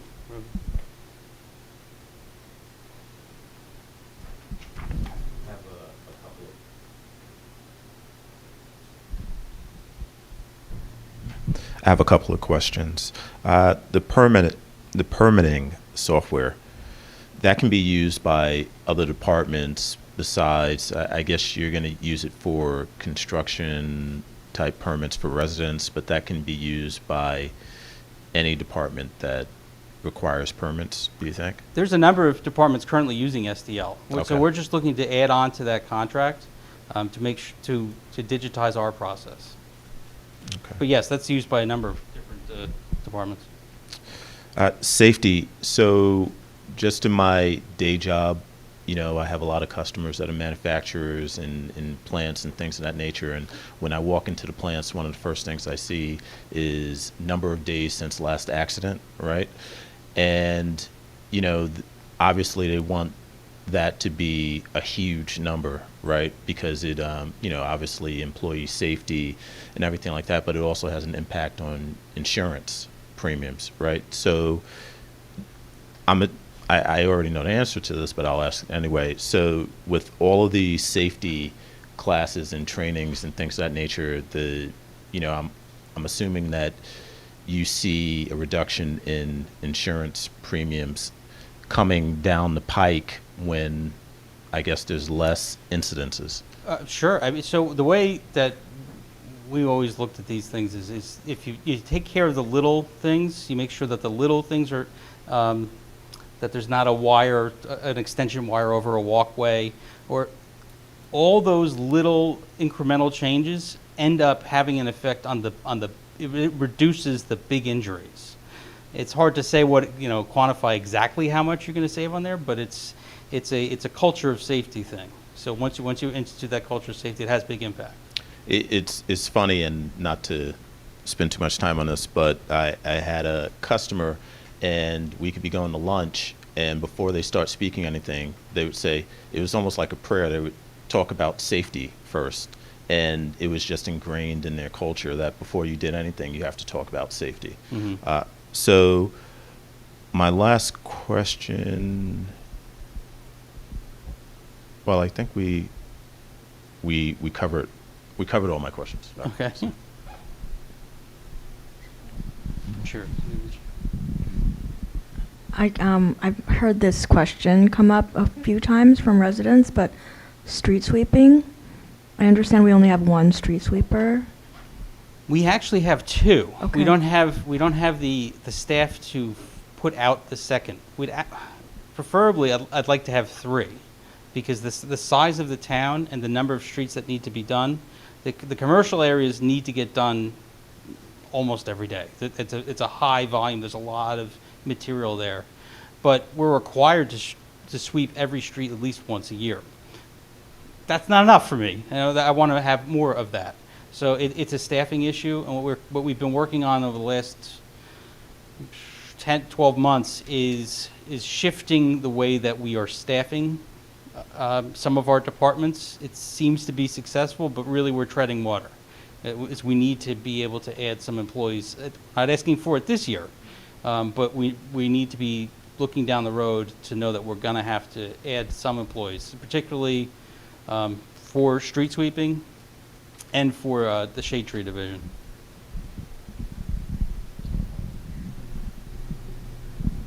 So, go ahead. Okay, thank you. Okay, so I have 3 easy questions. The cameras, your $412,000 for planned improvements in 2025. Where do those cameras, do they go directly to the police department, or how are they monitored, or what goes on with them? I believe that's a better question for IT, but I believe they are connected into our total system. So it goes into a server room within the garage itself, and then from there, I believe it does go to the police department. So it's not really monitored. It's just if something happens, you have a camera that's recorded the incident, maybe? Yes, we have a few staff in there, yes. But it's not monitored 100% of the time. That's more. It's a big figure for something that's, like, how useful is it? That's all. Yeah. Something to think about, yeah. So, I think I've mentioned this before. Does New Jersey Transit ever clean their railroad beds? There's so much garbage around all these railroad beds in all areas of Montclair. And it's just, I don't know, pretty offensive, I think. Do they ever clean them? They have a staff that will respond on complaint. So it's complaint driven from my experience, but that's. Complaints by you, by the town? Should be anybody, but Yeah. if you forward me the information, we'll have them take care of it. Okay.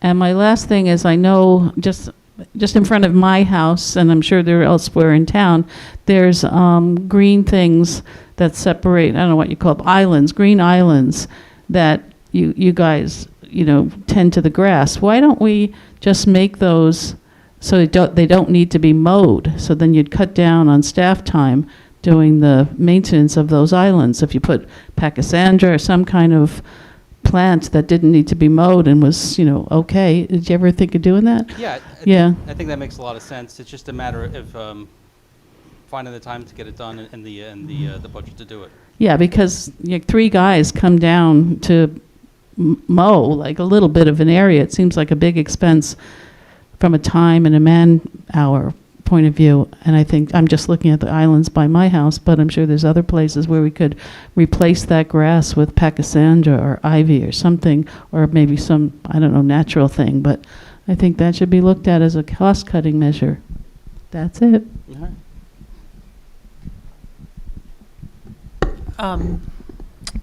I think I just have two rather quick ones, hopefully. But one of I know the deputy mayor alluded to street sweeping, and one of the things that we see a lot of is leaves in the storm drains.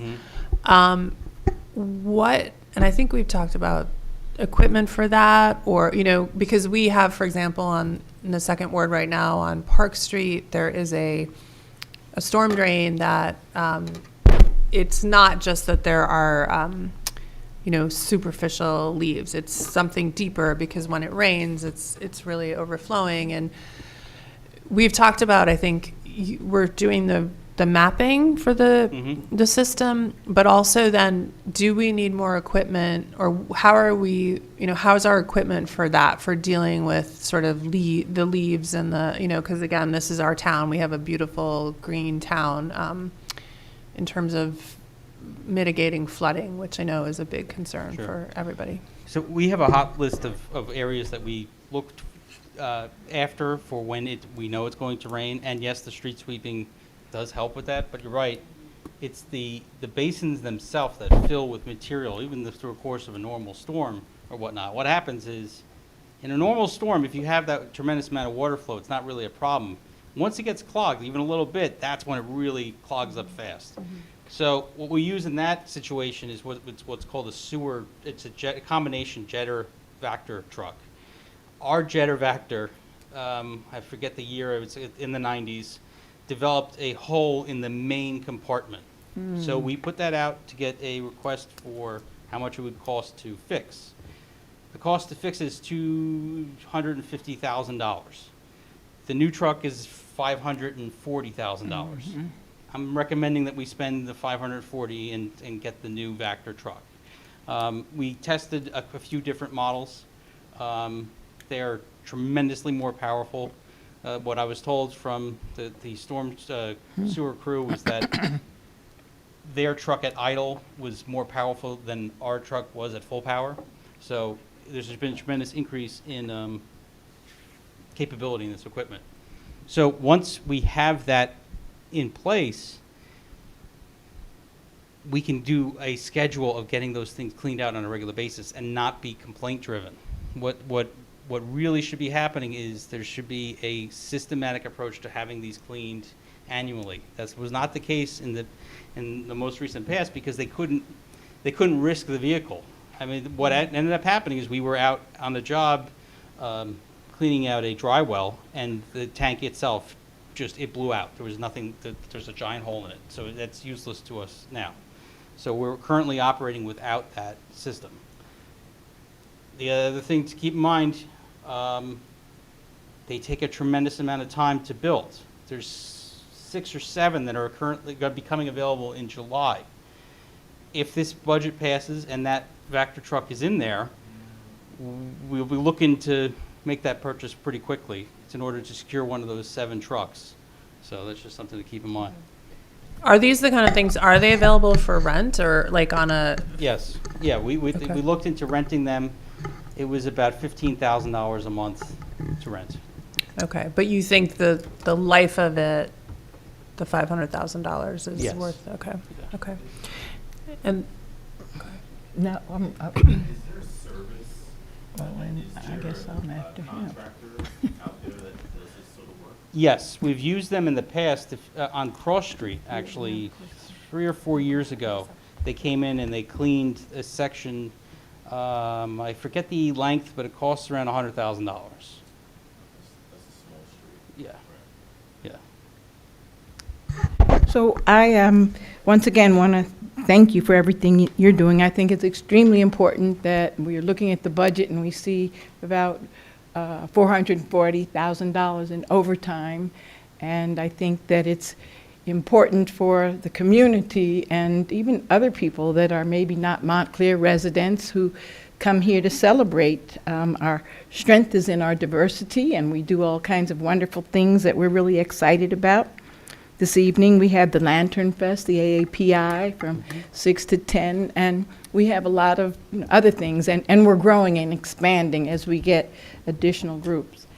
I think that number, the 440,000 for overtime, is something that I would like to try to figure out, short of increasing the cost for permits and that type of thing, so that the groups that may be nonprofit, I believe a lot of them are, that are trying to do something to celebrate the rich culture in our community, don't have to incur that expense. Are there other models in communities that you know of where people stagger the staff in a certain way so that there would always be like some staff people on that would be included, in the salary and wages and not the Sure. 440,000 overtime? Because I think that if we don't change something here, that number's just going to rise. Mm-hmm. Not only do I think that, I'm hoping, because I really enjoy these celebrations, but I want to figure out what we can do to combat that. So Sure. have you looked at other models where we change the way the employees are working? Like the fire and the police, they have staggered schedules sometimes. Have we looked into those? Yeah, that is one of the things that we're exploring. As I said, we were trying to shift how the staffing has worked. So one of the examples of that is the number of trucks that went out on particular days for recycling or garbage. And we were able to trim that back a little bit, and move people around. So yes, that is something we're looking into. And also, I want to mention too that the overtime for, it's going to be too far away. Anyway, the overtime for the special events, that's the total budget was for $400,000. Okay. Right? That's not the entirety. You can't attribute that all to the events. I'd say if I had to put a number onto the events, you're talking anywhere between 50 to 75,000 in total for the year for those events. All in all, we're not charging for trash. We're not charging for vehicles or anything like that. It's solely for the time.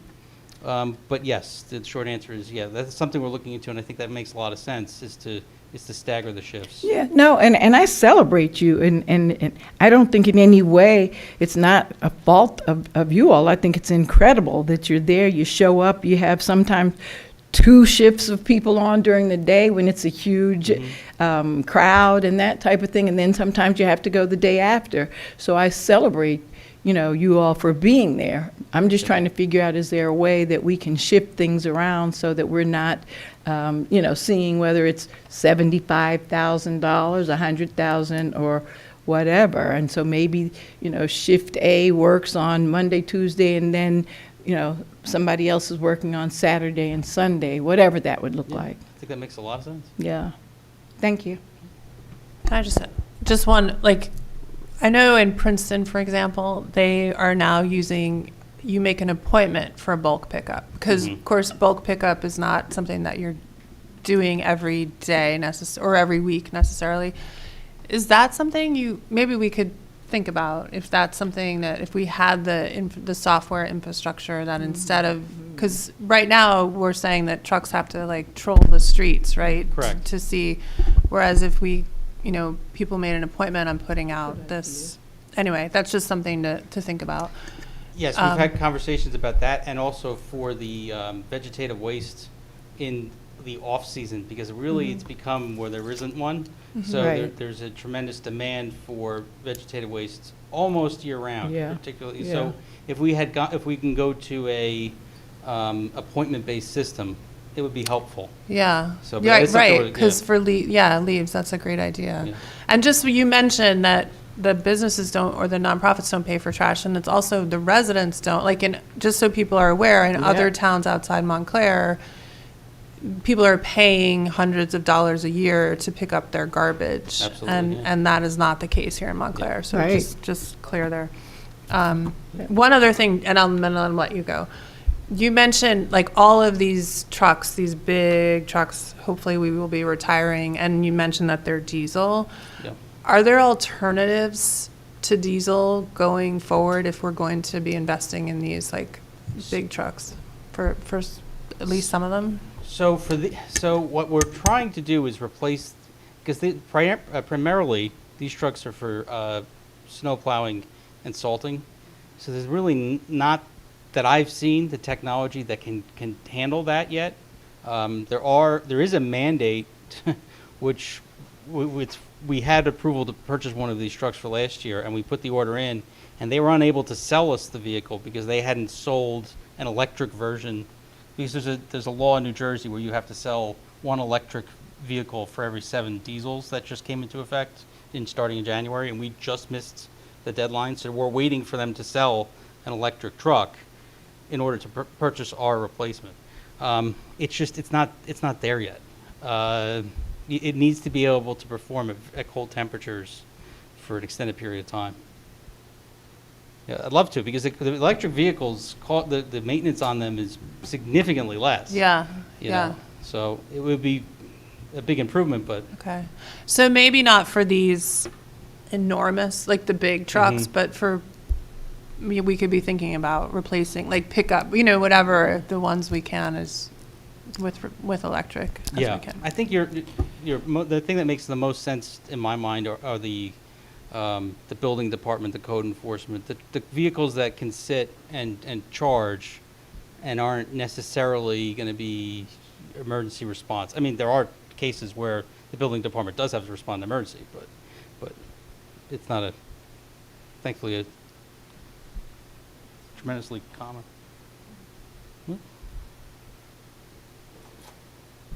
So I just wanted to say that I think your department does a fantastic job. Yeah. I think, I really do. I think you, around me anyway, the streets are plowed Yeah. and the trash is removed, and Yes. especially during COVID, there wasn't a blip in anything that went on in my neighborhood with respect to anything that your department runs. So thank Yeah. you, I appreciate and that. thank your Thank you. employees. Same here. Ditto. Yeah. And I do just want to say also that sanitation work is statistically one of the most dangerous jobs, and a lot of, you alluded to, safety being an issue, but just that people don't think about it, I think, in that way, but it is and it's a dangerous sure. job, and, there's risk in it, and so we do, thank you. Yeah. Thank you. So just going back to the bulk pickup, and I know that you're going to investigate whether or not an app or something like that could be used. But if, for example, is there a schedule for when residents can just drop bulk items at DCS? Because I think that would be helpful also.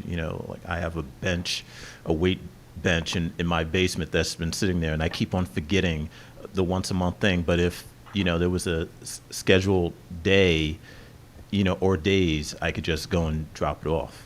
Yeah, that's something we've been looking into, that and the different types of recycling that's more, how do I explain it? Just word just flew out of my head.